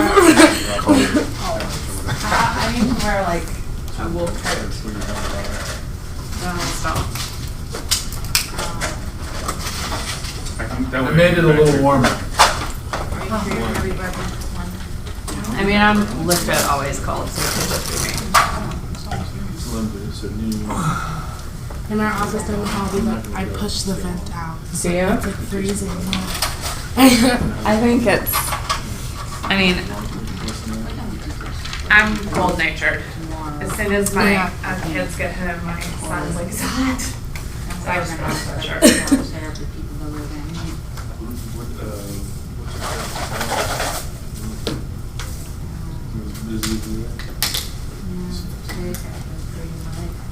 What's, when you go down there? 1 minute to 1:30? Bill, there's plenty of food. That's it. I'll grab one after. You know, push back. What time is your class ends? It's supposed to end at 1, Right over there. and I've gone through the bulk of the information. I just have a couple wrap-up items. As soon as I sit down. Okay. And if you wanna go yourself, I'll just stay home and change. Just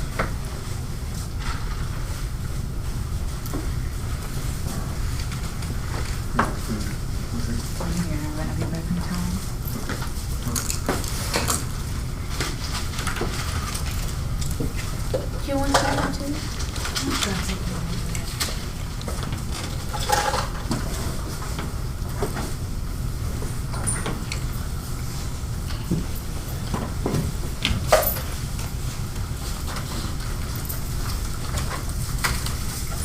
salad back there too. Isn't there somebody that's a vegetarian? No, salad. Get some of that. Can you do that? Yeah, because there's just a plain salad that doesn't have any meat on it. I think it's a great salad. It's right there. Yeah. I forgot I ordered that. So is, There should be salad dressing. I forgot I ordered that, sorry. I ordered it last night. I ordered a lot of food. A lot of food. So have any of y'all had a listing yet? Good. I mean, not good, but it's good because this will be very helpful.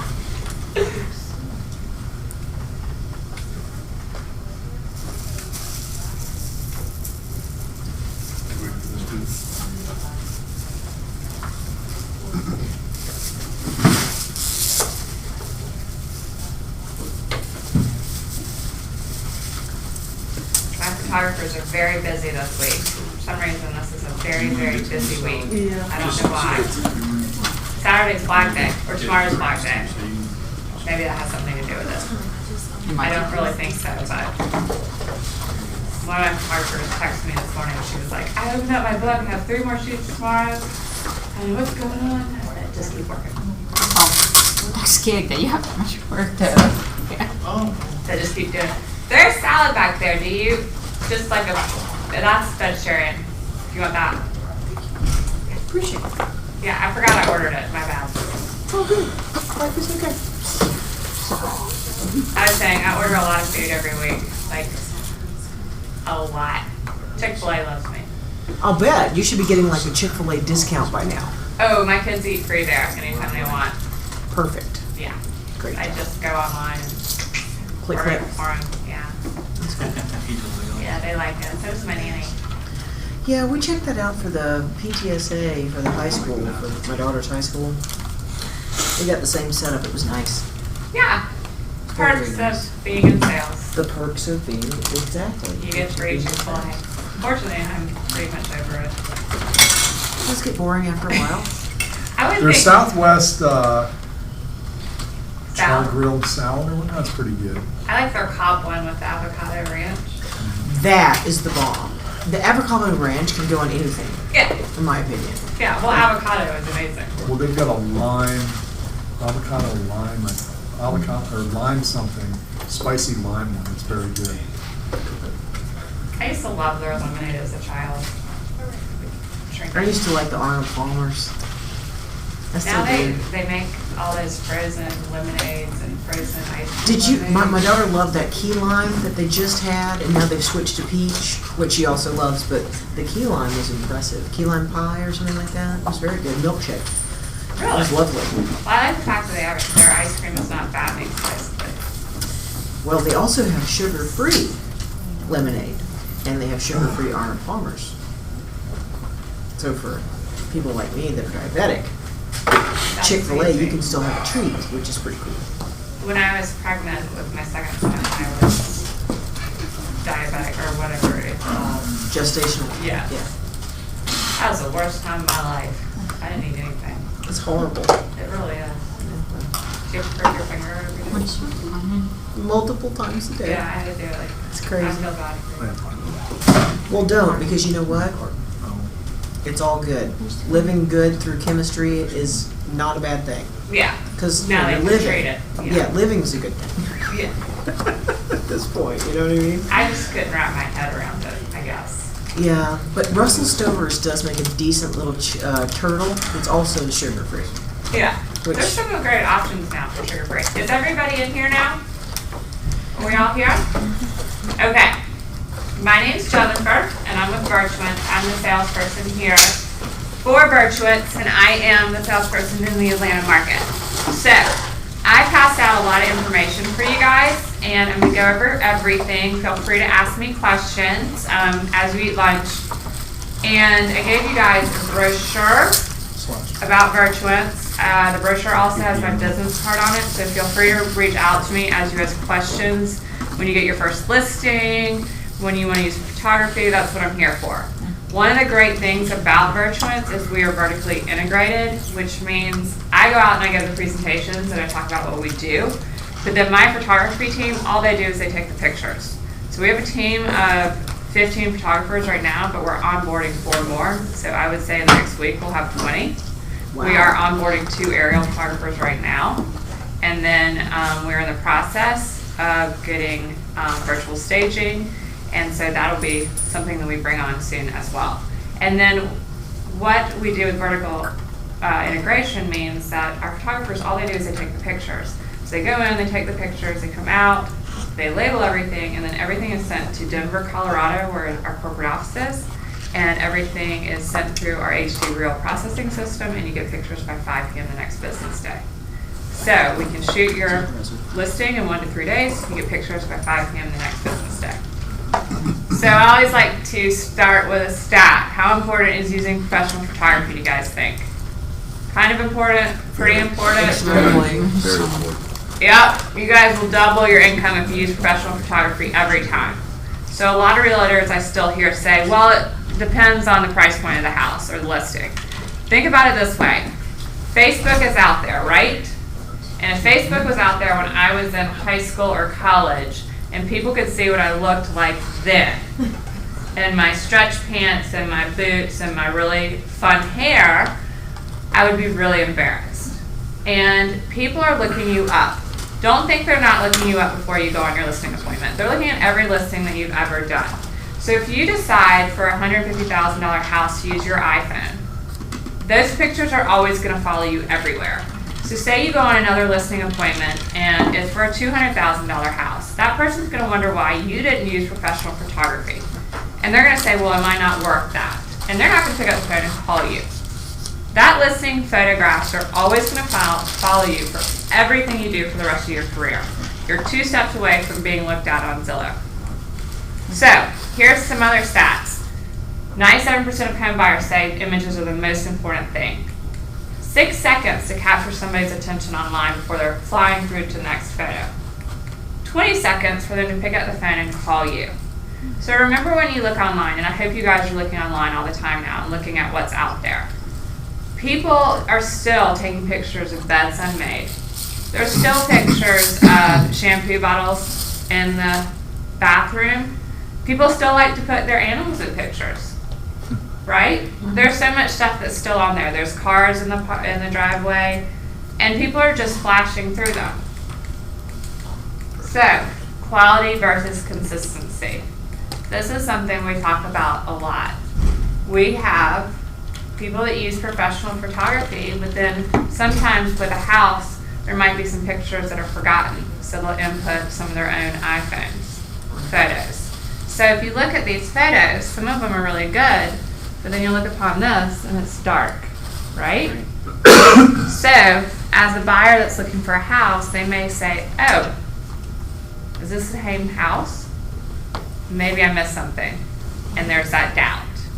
And then all of a sudden they decide to click and move on to the next listing they were looking at. And that house goes by, and that 20 seconds they were going to pick up the phone and call you, they move on, right? So just that instant that you decided to pick up and put in that iPhone picture because you thought you needed one more, that buyer moves on, right? You want to have consistency every time. So I told you guys that we have HD Reel. Well, we actually created HD Reel, and what that means is it's our own imaging processing system. So our photographers go out, they take the pictures, right? Then the pictures go through 25 different algorithms. And that means basically is we take out all the imperfections. And then we send them back to you. But before we do that, we have in-house marketers look at the photos to make sure that they're perfect before they send back to you by 5 p.m. the next day. So we're not taking the photos and changing them in any way. We're just taking out all the imperfections. Does that make sense? Okay. So basically, we have 15 photographers here in Atlanta. And say Heather shoots your photography one day, the next day Jill's available. It doesn't matter who shoots the pictures because we have those 25 different algorithms before you get the pictures back. So it's great that we have all these photographers working for us, and it's great that we have HD Reel photography.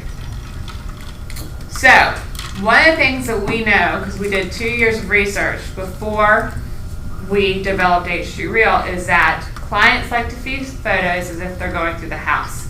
So we send you the tours, the photos from out to in to out.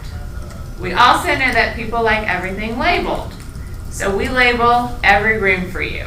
The living room, the kitchen, the master bathroom, the foyer. Does anybody know what the frog room is? Frog. Front room over the garage. You gotta be from South Carolina to know that. Alright, marketing tool. I know you guys were talking about marketing earlier. This is something free that Virtuance will give you. It comes with every photography that you do with us. This is something you can have sent directly to your clients as well. It's gonna tell you how often people are looking at your photos. Everywhere you put your branded tour, we're gonna track it for you. And it's gonna be sent to you. And say you're getting a lot of traffic and people are looking at your photos a lot, but you're not getting any offers. What does that mean? It's price wrong. Price wrong. So you can show this to your clients and say, hey, I'm doing a lot of marketing. I'm doing a lot of work for you guys. And we can show that we're getting a lot of traffic, but we're not having any offers. So maybe we need to talk about that price again. And I've had Keller Williams agents use this and get a price reduction and then sell the house. Free marketing tool, just FYI. So what do we think of this photo? The coloring is weird. What's it a picture of? Look at that. A dining Formal dining area. room. What else? Look at this one. The windows are open. See a difference? Yeah. All right, look at this one again. What's it a picture of? The outside is bleached out. Yep, you can't see outside the windows. But we're not taking a picture for Sears or IKEA. This is a picture of the table, right? The room looks really small. It's focused on the table and the lamp, right? Yeah.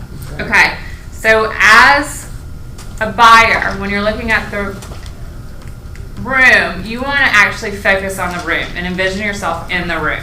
So our photographers are trained to know what features and angles to focus on. And when you look at this picture, you're actually envisioning yourself in the living room, the dining room, and you can see that there's light coming in from the other room. So you know that, okay, there's another room coming in. You can see outside the windows now, right? Right. And you're not focused just on the table anymore. The room opens up. Difference. Is that the same light fixture? Mm-hmm. Can You wanna see it again? real quick? Yeah. Wow. Just a difference It's of a perspective. huge difference. That Yeah. almost looks like it's brass or something because of how the lighting is, Uh-huh. which makes it more out of date when you use the proper lighting. It feels like you're sitting on a table. Yeah. You know? It's just angled too. Yeah. So for me, I'd be like, I can't sit in that room. Like, I'm too big for it. Yeah. As opposed to here. The table looks a lot nicer too. And you can see the chairs. Uh-huh. And you can see outside the window. And you can see the other aspects of the room. Mm-hmm. And it's all just based on how you shoot it, the angle and the features. Even And how because you of our force it H2 Real process, we're pulling out the natural features of the room. All right. Master suite. How important is it to buyers? Extremely. I love my bedroom. I spend a lot of time in there. I like to sleep. And I like, that's just like for everybody, it's one of your most important rooms, right? So this seller spent a lot of money on their room. How do I know that? There's a fireplace, right? You have these beautiful big windows that you can't see out of. So, if you were the agent and you came in and you bring this lovely tool with you, but this doesn't say Virtuance, this says another photography company. You say, this is who I'm partnering with, and this is an example of what my photography looks like. Okay? And then, seller, this is seller, and you're the agent, you come in and you say, so this is who I'm partnering with. This is Virtuance, and this is what their photography looks like. Who do you think is going to get more money for you? The difference is, now this is a twilight shoot, and we shoot at twilight. We don't Photoshop it in. We're bringing out the natural stone here. You can see actually the quilt. You can see out the windows. And this is Colorado, so you can see the mountains. It's a little different. And this is one of the tools I want you guys to see that you can have when you work with Virtuance. It's our marketing brochure. And you can take it on your listing appointments. And it talks about who you partner with when you work with Virtuance. And it talks about the photography and the technology behind working with Virtuance. And a lot of sellers out there like to know about the technology. You'll have some folks that really want to get into the technology, and then some people that just want to see the difference in the photography. But I like to show this difference because, as you can see, there's a huge difference between just a dull room and the HD reel. So Jennifer, how do they do that with the twilight? Because we need exterior shots too. Right. Is it 2 visits? No, so it's 1 visit, and we shoot the outside and the in all in twilight. So the photographer shows up when it's going to be twilight, and they shoot the outside, and they're running around crazy, and they ask, obviously the agent to be not in the pictures, and they shoot it at twilight, and they come in and shoot the inside at twilight, and it's a beautiful, beautiful, beautiful shoot. It's for the right location. I'm not going to tell you to do it for, a downtown location where you're not going to be able to see the exterior. I've had a couple done in Atlanta, like over the lake, in some beautiful locations, and it helps itself. If you're looking sometimes to differentiate yourself for a house that you really want to have a spectacular view, it's amazing. But it's all shot at twilight. Does that make sense? Yep. So some of our HD enhancements, we do interactive floor plans, subdivision packages, panos. This is a twilight shot that was done in Atlanta. Just to give you an example, as you can see. I think it's pretty. And as I said, we shoot it at twilight. This is an interactive floor plan. I like these because Atlanta, a lot of people keep the original footprint of the house and then keep expanding out.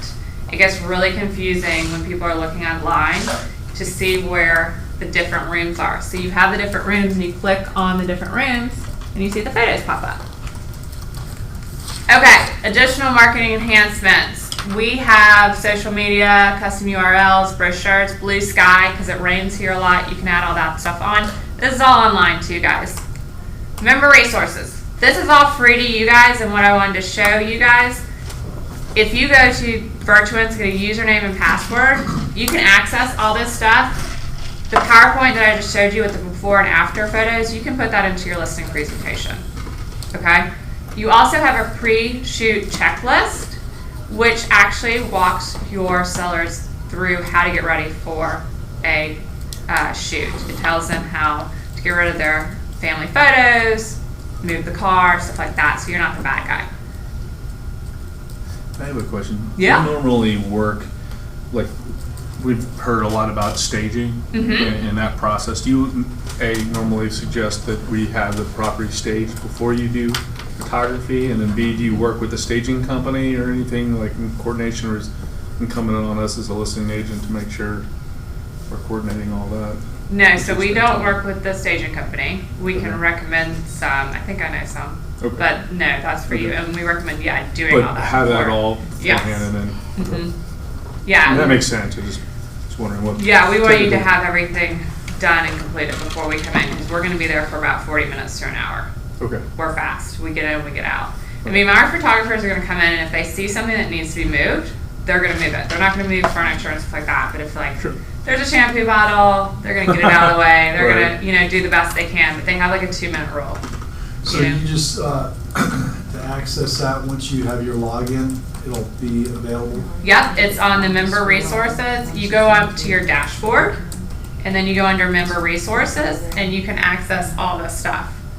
And I don't know how familiar you guys are, but I always like to encourage people on their listening presentations, don't be afraid to access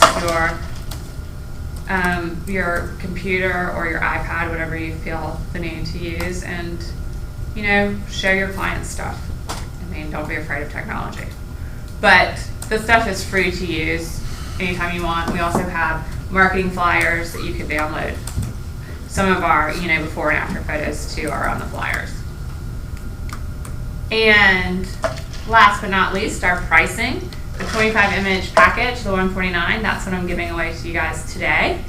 It doesn't expire. And then 40 images is $213, 10 is $99. The 10 really is for like a 1-bedroom or an add-on. I wouldn't suggest that for a 5-bedroom house. 40 images, I also wouldn't suggest that for a 1-bedroom condo. You're gonna see a lot of repetitive photos. The Twilight is just an add-on to these prices. So it'd be $129 plus $149 to do Twilight. you all do shoot daylight? Yeah. Okay. Oh yeah, this is all daylight. Okay. But just before you had said you all shoot just Twilight, but what you're saying is you can... No. I meant we shoot at Twilight. Like we don't Photoshop it in. I got you. If you're shooting Twilight, you Right. shoot at Twilight. Yeah. The photos before, like the first photo, was just regular. The new Do you second. suggest Twilight photos more than daylight? I suggest Twilight for the right house. Okay. Twilight is perfect for the right situation. Like the one that I showed you for Atlanta, that was perfect. Most people do regular daylight shoots. Okay, that makes sense. Yes. Question like about the Twilight, I guess kind of piggybacking off what are you saying? Like, do you guys, if we give you the address and you take a look at the house, do you make suggestions like, hey, I think this would be best if we do Twilight for this, or we just have to tell you that we want to do Twilight? That's something that you would talk to me about. Mm-hmm. Like normally when you book your shoots, you're gonna call customer service or do it online. Gotcha. But if you have questions about what you should do for the shoot, you would call me and we can talk it through. Okay. Like if you're looking for something original or something out of the box for the listing, call me. Okay. Customer service isn't gonna know because they're in Denver. Gotcha. But if you know already what you wanna do, then you can book it yourself, and that's through customer service or online. Okay. But if you're looking for something, hey, Jennifer, I have this new listing, I want to do something that's a little out of the box, I'll also be really truthful for you. I will say, you know what, this is a standard condo, just do 25 images. Yeah. But if it's something that you can do something that a little more fun, then I'll tell you and we can talk it through. Okay. But I'm not going to tell you to spend a lot of money that you don't need. Right. Because then you're just wasting your marketing budget, where you can spend it somewhere better. Okay. Because sometimes you just need pictures. Yeah. You know what I mean? Yep. Yep. Because I don't want you to spend all your money if you don't have to. Gotcha. Thank you. And you can also do fun things like if you have a really great, huge living room, you can do a pano for $10, which is a 360 pano. You know? But Twilight's also fun if you have an amazing backyard with a pool and it would be great for a Twilight setting. Everything is unique, and we can look at it that way. Okay. But that's why y'all have my business cards to reach out to me. You can also email me anytime. I pick up my phone. So last thing, this is a feedback form. I gave you all one. Normally when I do a team meeting, I give these out and I tell all of the agents that it's good for 2 weeks because you guys are Ignite class. If you fill out the form, you will get 15% off your first shoot with me. So it's not for 2 weeks. It just is whenever you get your first listing. So fill it out, put your email address and your name and so that I can read it. Sometimes I can't read them. And then I'll send you a promo code and it'll say on there it's good for 2 weeks, but just ignore that and call me when you get it and remind me that you're in Ignite with me and I'll send it to you. Make sense? Okay. And then I'll do the drawing and that's it, unless you guys have more questions. Sorry, I got confused with the Twilight with y'all. I've been with Keller Williams Perimeter, I think, almost a year and a half now. So I work with a lot of the agents here. We have a good time. You have a really good product. Thank you. I'll be here in 2 weeks for team meeting. The first project that I'd like to look at would be an aerial project. Okay. Would that also be the 15% off, or is that only for the residential? No, it's for everything. But we're in, just FYI, we're onboarding aerial right now, so it's not ready just yet. It's okay. We're not in a horrid rush. Okay. I just want to be crystal clear. We're also coming out with new pricing, so hopefully it'll be lower. That would be nice. Yeah. Jennifer, Yes. you talked in general terms about the importance of photography earlier, and do you guys do, like the HD reel, that's a high resolution photograph, do you suggest uploading that to FMLS, or do you provide like a low resolution version that loads quicker? What? We provide high res and low res, and we send you the actual link to upload it straight. So I believe it's the high res that goes straight. Sometimes I know you'll go on FMLS and you just can't advance real quick, and I think it's suitable to do the The low low res? res just for loading purposes. Oh, really? We also send you, so you get the link that goes directly up. I don't know if it's low res or high res, I can check. What it does, you still, as the agent, manually have to import them into FMLS. It's just a link, and then you go and check, literally click. The ones you want to download on your computer. No, you just click, because it's an unbranded tour. Okay. And then you Oh, just. the tour, you're talking about the tour, but I'm talking individual Oh, photographs. if you want to do individual photographs, yeah, you can do it yourself, and we send you the low res, high res, and we also send you the small, medium, and large. So yes, you have that Yep. option to do anything, but if you just want to do the tour, it's unbranded, and then you can click and select, Georgia FMLS, and then it just uploads it immediately. And we didn't talk about that, but both FMLS and GAMLS provide the opportunity for you to upload individual images. FMLS has 40, we know that. But there's a separate field where you would upload a tour, a virtual tour. And you can't just do any tour, so they make it formatted, unbranded, so it doesn't have your name information or Keller Williams, because that's a rule from FMLS. So you want to make sure you do both. It's really important to have not only pictures, but a tour. Yeah, and we send you get your branded tour, which you can put on all your social media. Facebook, everywhere that you're gonna promote yourself. And then that's where we're gonna track you, when I told you that stats report. And then the unbranded, that's where you would put it on FMLS and Georgia MLS, because you can't have what he was saying. And then we also send you the individual pictures, and those you can use for your marketing, flyers, all that stuff. And we send them in 3 different sizes. So you have all that just sent to you directly, and you can use them for all your marketing purposes. That's a question that comes up a lot for us. Who owns the photos? Virtuance owns them, so we save you any liability. Say anybody tries to come after you, the owner or anybody like that, they would come after Virtuance. But you can use them for all marketing purposes. Say you want to use them for a flyer, say you want to use them for anything, you're safe. I actually had somebody want to write a book. Beautiful. Any questions? Yep, I'm done. I'll draw, and then you guys can go back to your class and learn more. Merci. Everybody put their card in?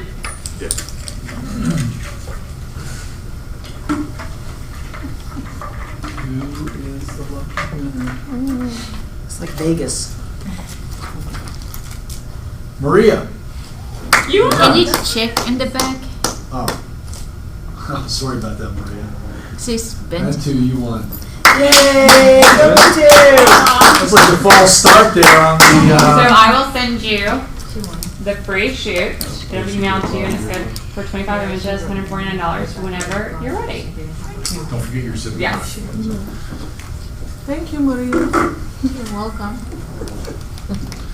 Yeah, like I said, pictures, images, they're important. It's not only to get your listing sold when you have it, but these tools can be used for what? Getting listings. All this stuff you do to sell your listings, you need to be thinking that these are tools that you can use to differentiate yourself from other agents. And real powerful stuff. It's all about the partners. Thank you, Mia. Can you get the white ones, all right? And guys, this form that I passed out here, if you need more of them for your listing appointments, Stacy has them.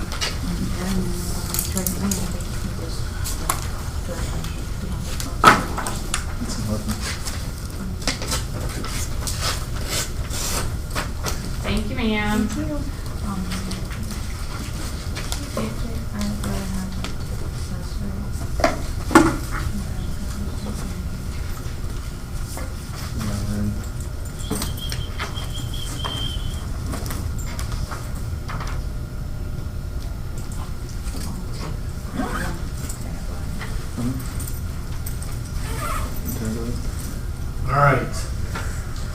You got a couple other things here I want to cover, and then we'll wrap up. Seems to have been popular in past Ignite classes, but I go over a couple of technology tools that can be used not only to sell your listings, but just in general that some of you guys may be aware of, you may have used, some of them may be new to you. Thanks, man. So these are all on that Google Docs sheet, which, by the way, you can create, file, and save this, because this link may not be active eternally. And you can just save this as your own Google Doc. Does that make sense? Or copy and paste it with hyperlinks and email it to yourself. But who in here uses Gmail? Are you guys familiar with canned responses? Canned responses, when you go to send an email, if you create an email and it's something you feel like you're going to use over and over again, down here in the bottom by the trash can, there's those 3 little dots. See this? This is good right here. You click on that, and it has canned responses. So you can create a canned response, and basically it's stuff that you find yourself typing over and over again. You can create a email, and then you can just go to this and select it, and it'll auto-fill it into your Gmail. I've got a couple different Gmail accounts. This one only has a few of those canned responses, but it's basically designed, it could be messages to your sellers about feedback, whatnot, whatever you use, yeah. Does Keller Williams have any templates for canned responses, or is this something you and your team have developed over the years?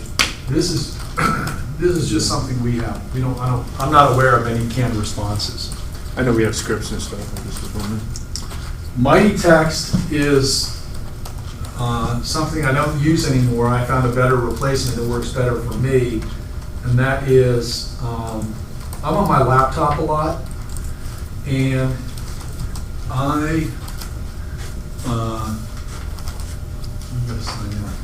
anyway, it's basically, and I think if you're an iPhone user, I'm an Android guy, but if you're an Android user, it allows you to send texts from your computer. You guys use this? I find it to be invaluable. So whatever's on here is also on my device. I can send it from here, it pops over on here, it syncs it. I can do it from here, it goes up there. But a lot of times it's just easier to type out a text on your computer than on your phone when you're sitting at the desk. Any of you guys use any technology like that? Can those send like mass text messages? This one does have that capability. You can have group texts. Now there's another product, and it's also device specific, called Group SMS. And I use that too. I don't have that on there. I'm going to go ahead and add that. Group SMS is an app on my Android. I don't know what the counterpart is for Apple, but it allows you to send mass texts, but you're sending it individually. You're not sending it as a group text. So if somebody replies, they're replying to everybody. Who gets texts from Brad? Who's gotten them so far? If you've been here long enough and you had a birthday or an anniversary or a kid's birthday or one of the major holidays, he uses that as a lead generation tool. He sends out a personalized text. And as what that group SMS in Android allows you to do is it pings off your contact list in Google Contacts, and you can insert fields like first name. So I could send a group text out to all you guys, and if I have you in my contacts in Gmail, it'll pick up Paige, pick up everybody's first name and send them individually. And that Brad and I agree is a big proponent of like major milestones for everybody, like even off holidays, like Father's Day. If you were in team meeting on Tuesday, we talked about it. Sending out a text wishing, pick the dads and wish them a happy Father's Day is really powerful. They're probably not hearing from other real estate agents doing that. And you'd be surprised. So you can line up and it can send out like 150 texts.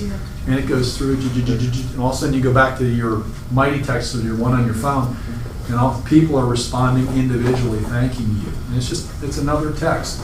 Some people put a signature in it there with their, Keller Williams. Some people like it to be more unbranded, just more social. This little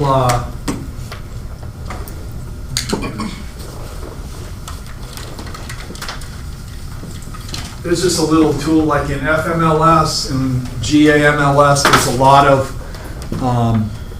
things that is character specific, and you can type your text, whether you're doing it in wherever you're inputting it, you can copy and paste it into here, and it'll tell you the amount of characters. Because one of the challenges when you're doing your marketing for your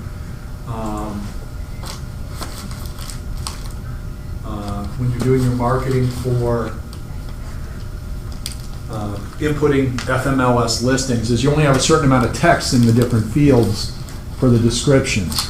So this can help you edit and do that more efficiently in this format. So that's a good little tool I use now and again. Online storage. Dropbox, is everybody familiar with Dropbox, like the cloud? Google Drive is another one. Is what we do is we keep an active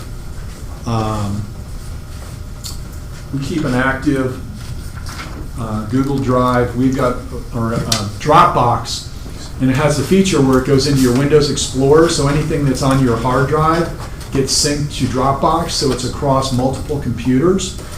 And we keep a transaction file for every, see, that's at my SMS, somebody's calling me, and it goes off on your computer.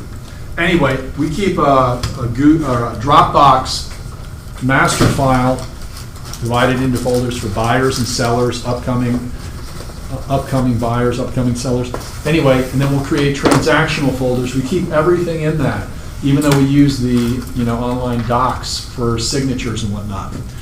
And all the photographs, this is what you'll find is when you have these listings or when you sell a home to a buyer, you're going to get a call in about 3 to 5 years, not unusual. And those people, if you've stayed in touch with them, are going to what?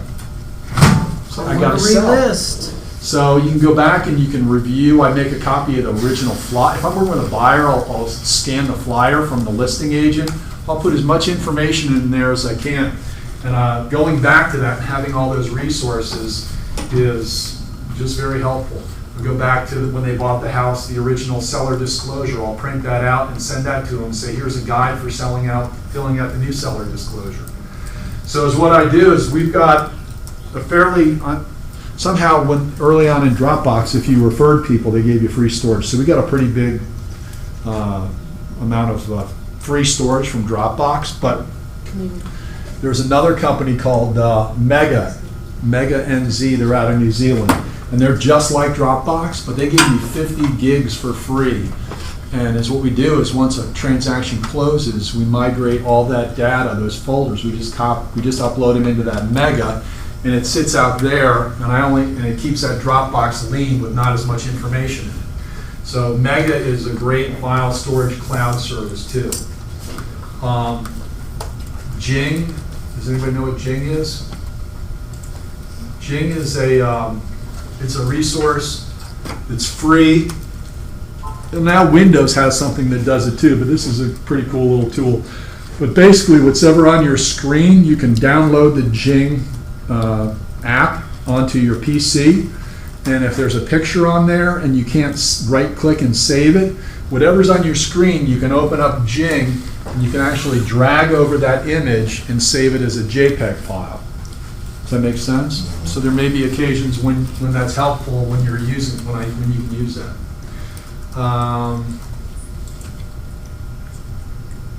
Google Drive, publishing. You can create a website.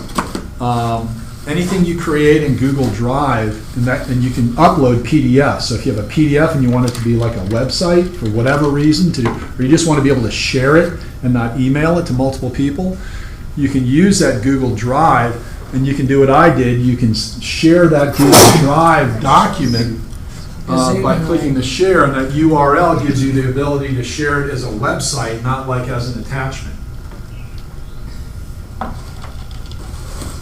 Google Forms, does anybody know what that is? Yeah. So, I don't have access on this computer to the seller version, but this is our buyer questionnaire, and I created this in Google Forms. It's free, and once you create it, it's just basically like a Survey Monkey, where people, you get input from, you ask people to fill it out. But this is what I give a prospective buyer. I usually talk to them first, just send it blind, but it has all kinds of questions to qualify and understand more about your buyer client. And I even, like with most buyers, I'll have, if it's a couple, I'll have both spouses fill it out. But they go through here, especially like the tech-oriented people, like the guy who was the director of web operations for this publishing company, who was high tech. He loved this. He was, happy to do it. So once they fill this out and click send, it puts it into like a spreadsheet with all the answers. And like on any of this stuff, if you want more information or you want me to share it with you, I'm happy to do it. But this is really helpful. Once somebody goes through this questionnaire, and you can do one for a seller too, you really have a really good feel for what they're looking for. And in some cases, you'll get husband and wife answering differently, and that's actually a tool for them to kind of bridge the gap and converse and figure out what they really want. But this is it's a really great tool. It's Google Forms, and I use this with all my buyers. Can I ask a question? When you get a husband and a wife, do you usually have them fill it out separately, or is that only in cases where they seem like, I want a ranch style, I want an Italian villa? I encourage them to do and offer it. Okay. And sometimes they do and sometimes they don't. Every time. Wow. That same tech guy yesterday, he's a buyer from Wisconsin. Like I said, there is a husband and wife moving down. I wanted to cover something. My first conversation with him was on just a regular telephone call. They were both on the other line.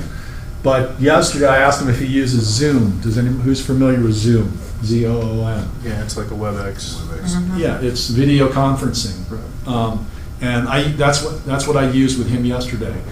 And there's a free version. It limits the length of the meeting, I think, to 40 or 45 minutes. But you can restart it after that, or you can pay a monthly subscription fee. I just have the free version.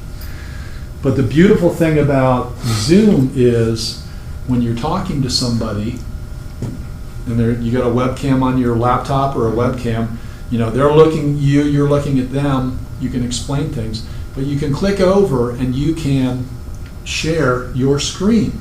So say you've got a seller and they've moved out of state and an offer comes in on their property. You can email it to them for their review, and then you say, hey, I'd like to go and have a Zoom conference with you and review the important things of the contract. So you set it up, it's all free, it's easy to do. Practice on one of your friend or somebody beforehand, so you just get the feel for it. But you can go through the whole purchase and sale agreement. You can highlight stuff, and you can hit the high points and talk about it, so you're both looking at the same thing. And it's just really, really powerful. And once again, it separates you from your competition. And they're unrelated, but Loom is something that is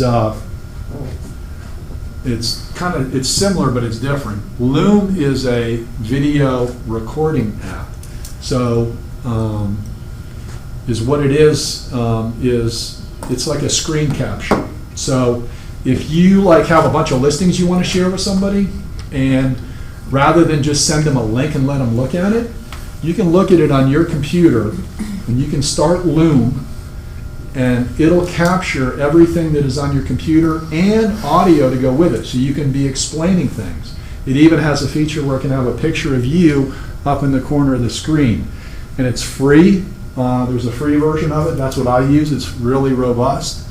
And it's a good way of explaining things. Like a picture tells them 1,000 words, right? So if they can be looking at something and you can be explaining it versus trying to describe it only via like an audio telephone call, is so powerful. So I use it, like I said, sometimes I'll have a couple listings I want to share with people and I want to accentuate certain things. I'll do that Loom video and go through it. Once you download it, you can download it to your computer. Once you save it, it creates like a portal web page video. You can just share the link and they can just look at it whenever they want, on their phone, on their computer. It's just the uses are unlimited, and it's a extremely powerful tool. And then I've got Grammarly on there, and Grammarly is another free resource, but it's basically an editor, spell check, but it also like syntax of your writing. If you write something wrong, it pops up and it gives you recommendations. And that's, you don't want to be writing stuff and sending it out and look unprofessional if it's not written properly. And this is a free tool. If you've got any kids that are in school that are writing papers and whatnot, it's like a no-brainer for them to have it. It's an awesome tool. Any question on any of that stuff? No? Okay. Well, we're done a little early here. I want to show you one video because we didn't talk too much about open houses.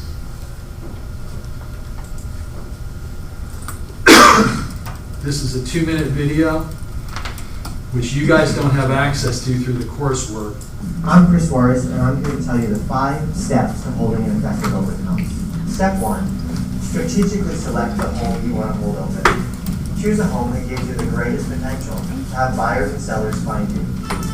This might be a home that is in a great traffic pattern, whether that be car traffic or people walking by in walkable neighborhoods in your community. Select a home around a local event where neighbors or even out-of-town people might be stopping in. Step 2 of holding an effective open house is advertising and marketing. Marketing begins a week in advance of any open house you might hold open. Begin by posting internet ads a week before. Get a sign in the yard and let neighbors and passersby know that the home will be open later in the week. Remember to contact both by phone and email any internet leads or phone calls you received on that listing prior to the open house. Don't forget to make 50 calls around the home prior to the open house and door knock for a radius of about 2 or 3 blocks. Step 3, know your strengths. Know what you're going to say to greet the visitor. Know what questions you're going to ask while you're in the home. One of the greatest first lines you could use is, "Thanks for stopping in to tour my open house. Are you one of the neighbors, or are you out shopping for a home today?" Immediately you'll know if you're dealing with a potential buyer or a potential seller. Step 4 is keep the right mindset and prepare.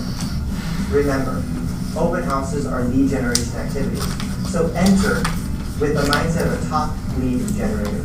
Prepare yourself with comparable properties, market research, at least 2 or 3 other homes that you could potentially show should the opportunity arise. And step 5, always follow up with every lead that comes through that door. Call them, email them, write thank you notes that same day. A simple follow-up script to use directly after an open house. It goes like this. "Thanks for stopping into my open house this morning. It was great to meet you. I did a little bit of digging in the office after we met and after the open house and found 3 other properties that think really fit your search criteria. I know the home that we saw this morning wasn't quite perfect, but these 3 have some real potential. We could get into them tomorrow at 4 or at 6, which would work better for you." Great, let's meet at my office and we can go from there. My biggest aha when doing open houses is remembering open houses are not a technique to keep current sellers happy. In reality, open houses are great lead generation tools to connect with potential future buyers and sellers. By using effective scripts and systems leading up to the open house and great follow-up techniques after the open house, you'll build a net database of future buyers and sellers. Thanks for watching KW Connect and make it a great day. So,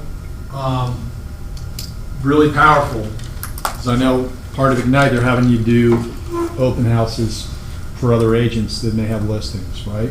Conducting open houses. Stacy's, has she talked about that yet? That's a great way to get buyer leads.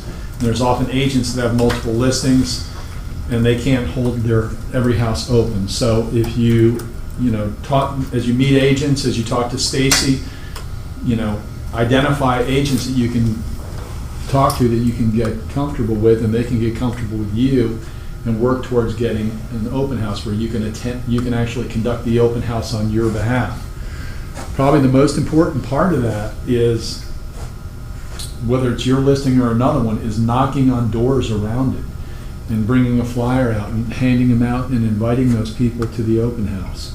Think about how powerful it is if you're a homeowner and you're contemplating selling in the near future, and somebody comes out and says, "Hey, I want you to come check out your neighbor's house. Have you been by?" They see you not as just somebody who's just going to put a sign in the yard and hopefully it sells. You're actually proactively out there looking for buyers. Do you have, we often find that the neighbors are the best advocates and the best salespeople for the houses that we list in a neighborhood. Do you know anybody who would be a good candidate to buy this house? You're not only trying to get the listing sold, but you're positioning yourself with that prospective buyer down the road that you work hard to get the home sold. That's, once again, differentiating you from the rest of the pack. Make sense? So there'll be more training on open houses. There's actually a specific class designed just for open houses that is run periodically, and I'd really encourage you to attend that, when it's available. It really gives you a lot of insight. There's ways to really plus an open house to make it more effective for you and more of a lead generation tool. And that's one of the best way to get buyer leads as a new agent. So, with that in mind, do we have any questions? Okay. So it's all about doing things a little bit differently. It's the extra details. Do they really pay off?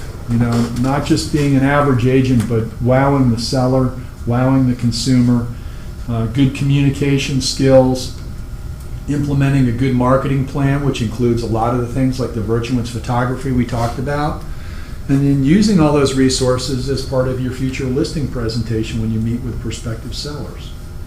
And if you do your note cards and add contacts to your database and regularly touch them, I'm telling you, everything just comes together. And there may be a little lag time before it starts, but business will occur. Where do, if you have percentage, if you could place a percentage, where do most of your leads today for your group come from? Is it from the internet? Is it from referral? Is it from building up phone calls and that type of thing? Mine is from my database, primarily sphere of influence and previous customers, whether they're reutilizing me or they're referring somebody to me who's actually seen me in work. When I started, that wasn't the case. I worked for a company called Northside Realty, and when I was just getting started, I would actually knock on doors. I would walk around and basically you hand out a flyer. Maybe they'll contact you in the future, but at that point I was just looking for active sellers, people that said, yes, I do plan to sell, either in the short term or they've identified the long term, and you put them into a system for follow-up. And but I'd always give out a flyer or a business card, in case they just didn't want to answer anything positively at the time, or in the future they may want to come back and contact you. So what advice would you have for a new agent who is going to join your team? And let's say they have a nice database, they have everything all set to go.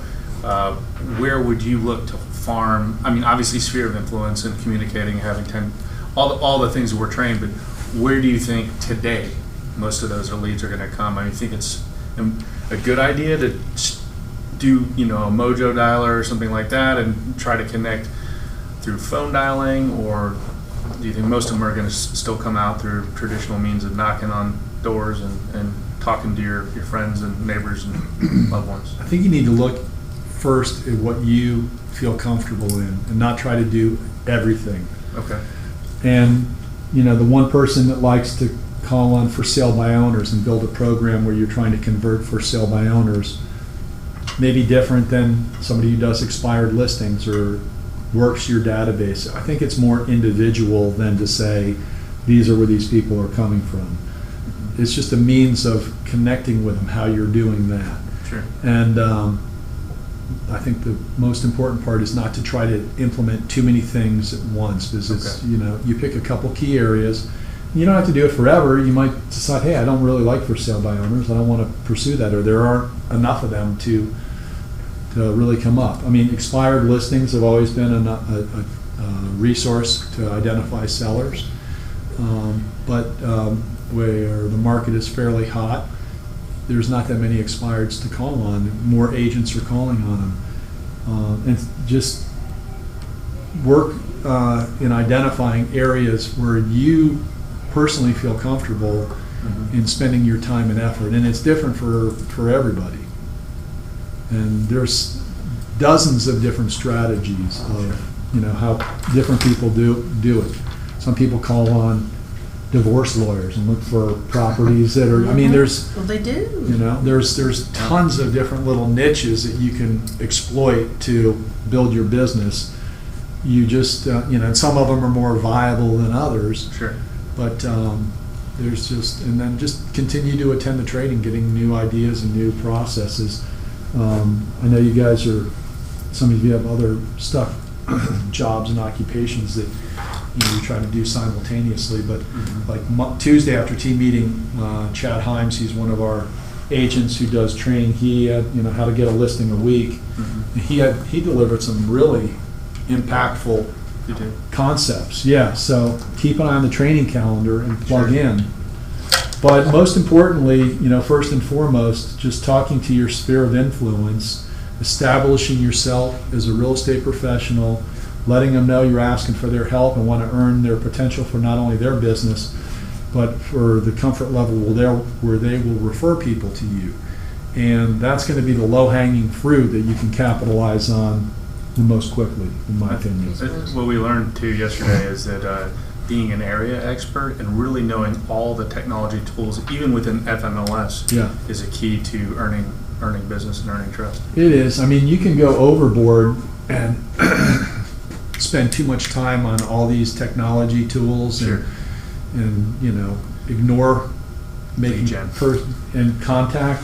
I mean, Brad will tell you just scheduling a coffee or a beer or a lunch, you know, a couple times a week with people and just going and sitting down and talking to them. You know, be excited, explain all this stuff you're learning and that you do, and just, you know, you do two things. You talk about that, but you also ask people, how can I help you? You know, with what you're either in their business. In some cases, it's stuff. The guy's like a, you know, insurance attorney. You may, you know, works for a large firm. You're not going to really be able to give him leads per se. But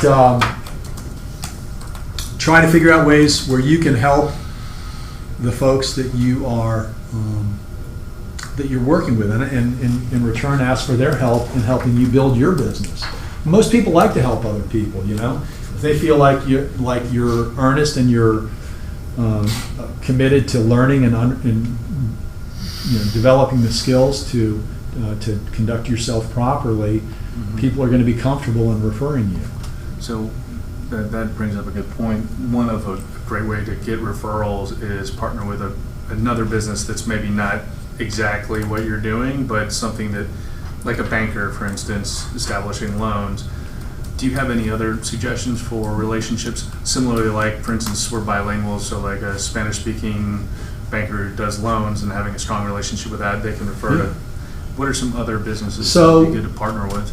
I mean, you know, that's the beautiful thing about real estate is almost everybody has to have and buys a house or rents one. Right. You know, and you know, there's formal leads clubs out there. Okay. One of you guys can maybe tell me the name of it. It's like a lunch type of situation. You like pay to be part of it. BNI. BNI, and you with the BNI you have exclusivity. So in that particular group, you know, there could be an accountant, there could be a dry cleaner, there could be an architect.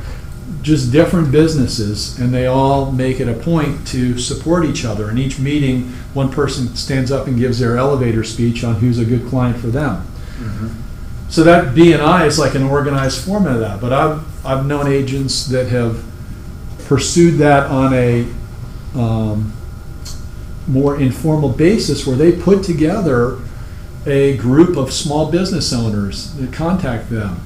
And you might have a banker, it really doesn't matter. It could be some guy that does web design. It's just people that know people, and you put together a group, and you maybe meet twice a week, and with the intent on growing everybody's business and sharing leads. And what business owner wouldn't be interested in that if there's no cost? Just expands your database. Requires a little bit of work if you're the organizer on it, but it could pay off in Not a good business. yeah. So it's just a matter of connecting with people is what it boils down to, I mean, I was getting gas today before I came here, and I struck up a conversation with a guy across the pump, just talking to him.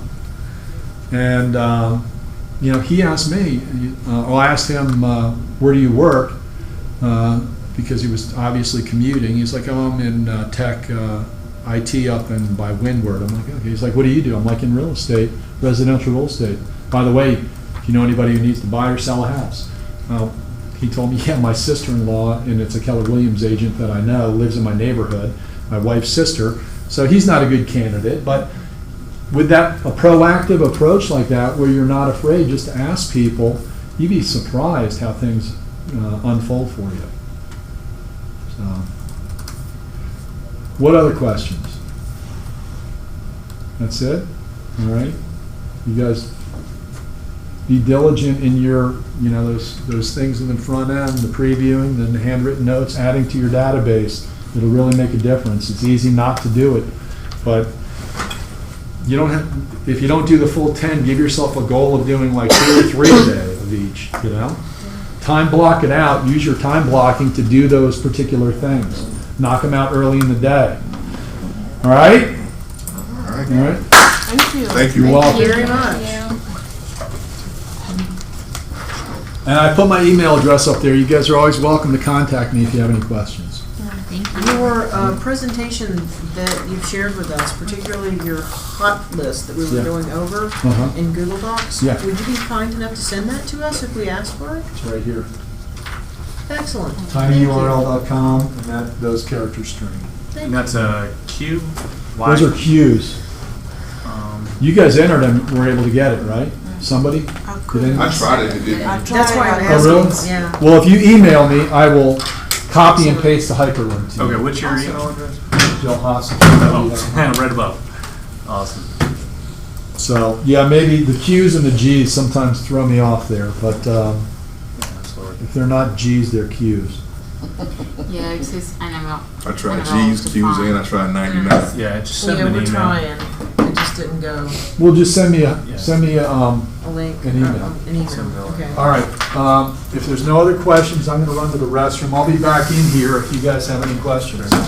Thank you, sir. All right, guys, thank you. Go get them. Hey, Jay. All right, guys. Take care. Good luck. Okay, so You who too. wants to Bye, sit down and talk about real commercial stuff? I know we had a couple folks. Anybody? You said what? Commercial stuff? Anybody want to talk about it? Do you know of any construction companies that build new homes or anything? Oh, definitely. You have some good contacts for them?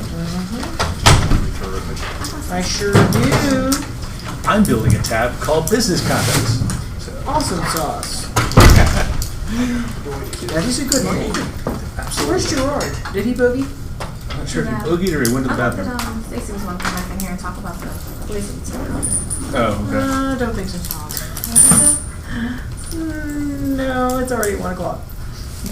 She's probably doing her own thing right now. I'm visiting daycares, especially if I move from my IT job to doing this full time. Yeah.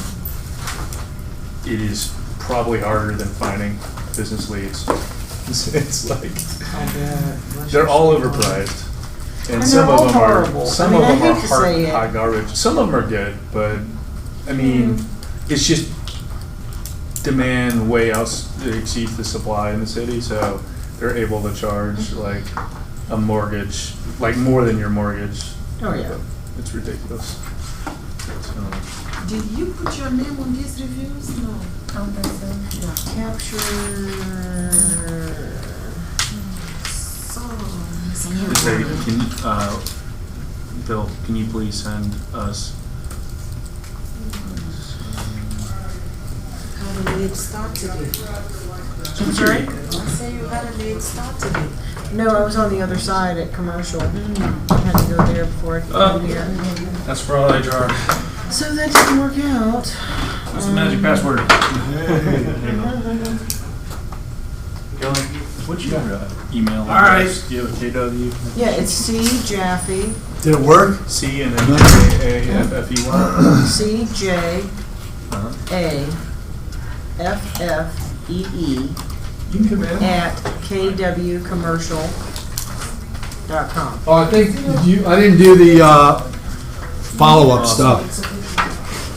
You can, I was gonna give you the quiz back. Together and like, you know, I can talk to you later about seniors. That would be cool. Hurry. I'm sorry. Okay, Yes. so, did we lose Gerard? Okay. Hey, Bill. What up? I'm just gonna quickly tell y'all, You know, I bought that quickly tell you, Google Mesh down there, and I did a couple speed tests. I think it's plenty sufficient. Just that without Natively without the. That makes sense. so I have that as a backup. I guess I'll that's tell y'all tomorrow. But I do have a question for I you mean, while you're Monday. setting up. Monday. Is this open Hello, Chris. session, or are you doing websites for the domain? So, By a domain. Can I close all this stuff? You done? yeah. Hey, how's it going? Good to see you. How, I thought it was good, and I was like, I've been trying to do domain was more like, here's the whole thing.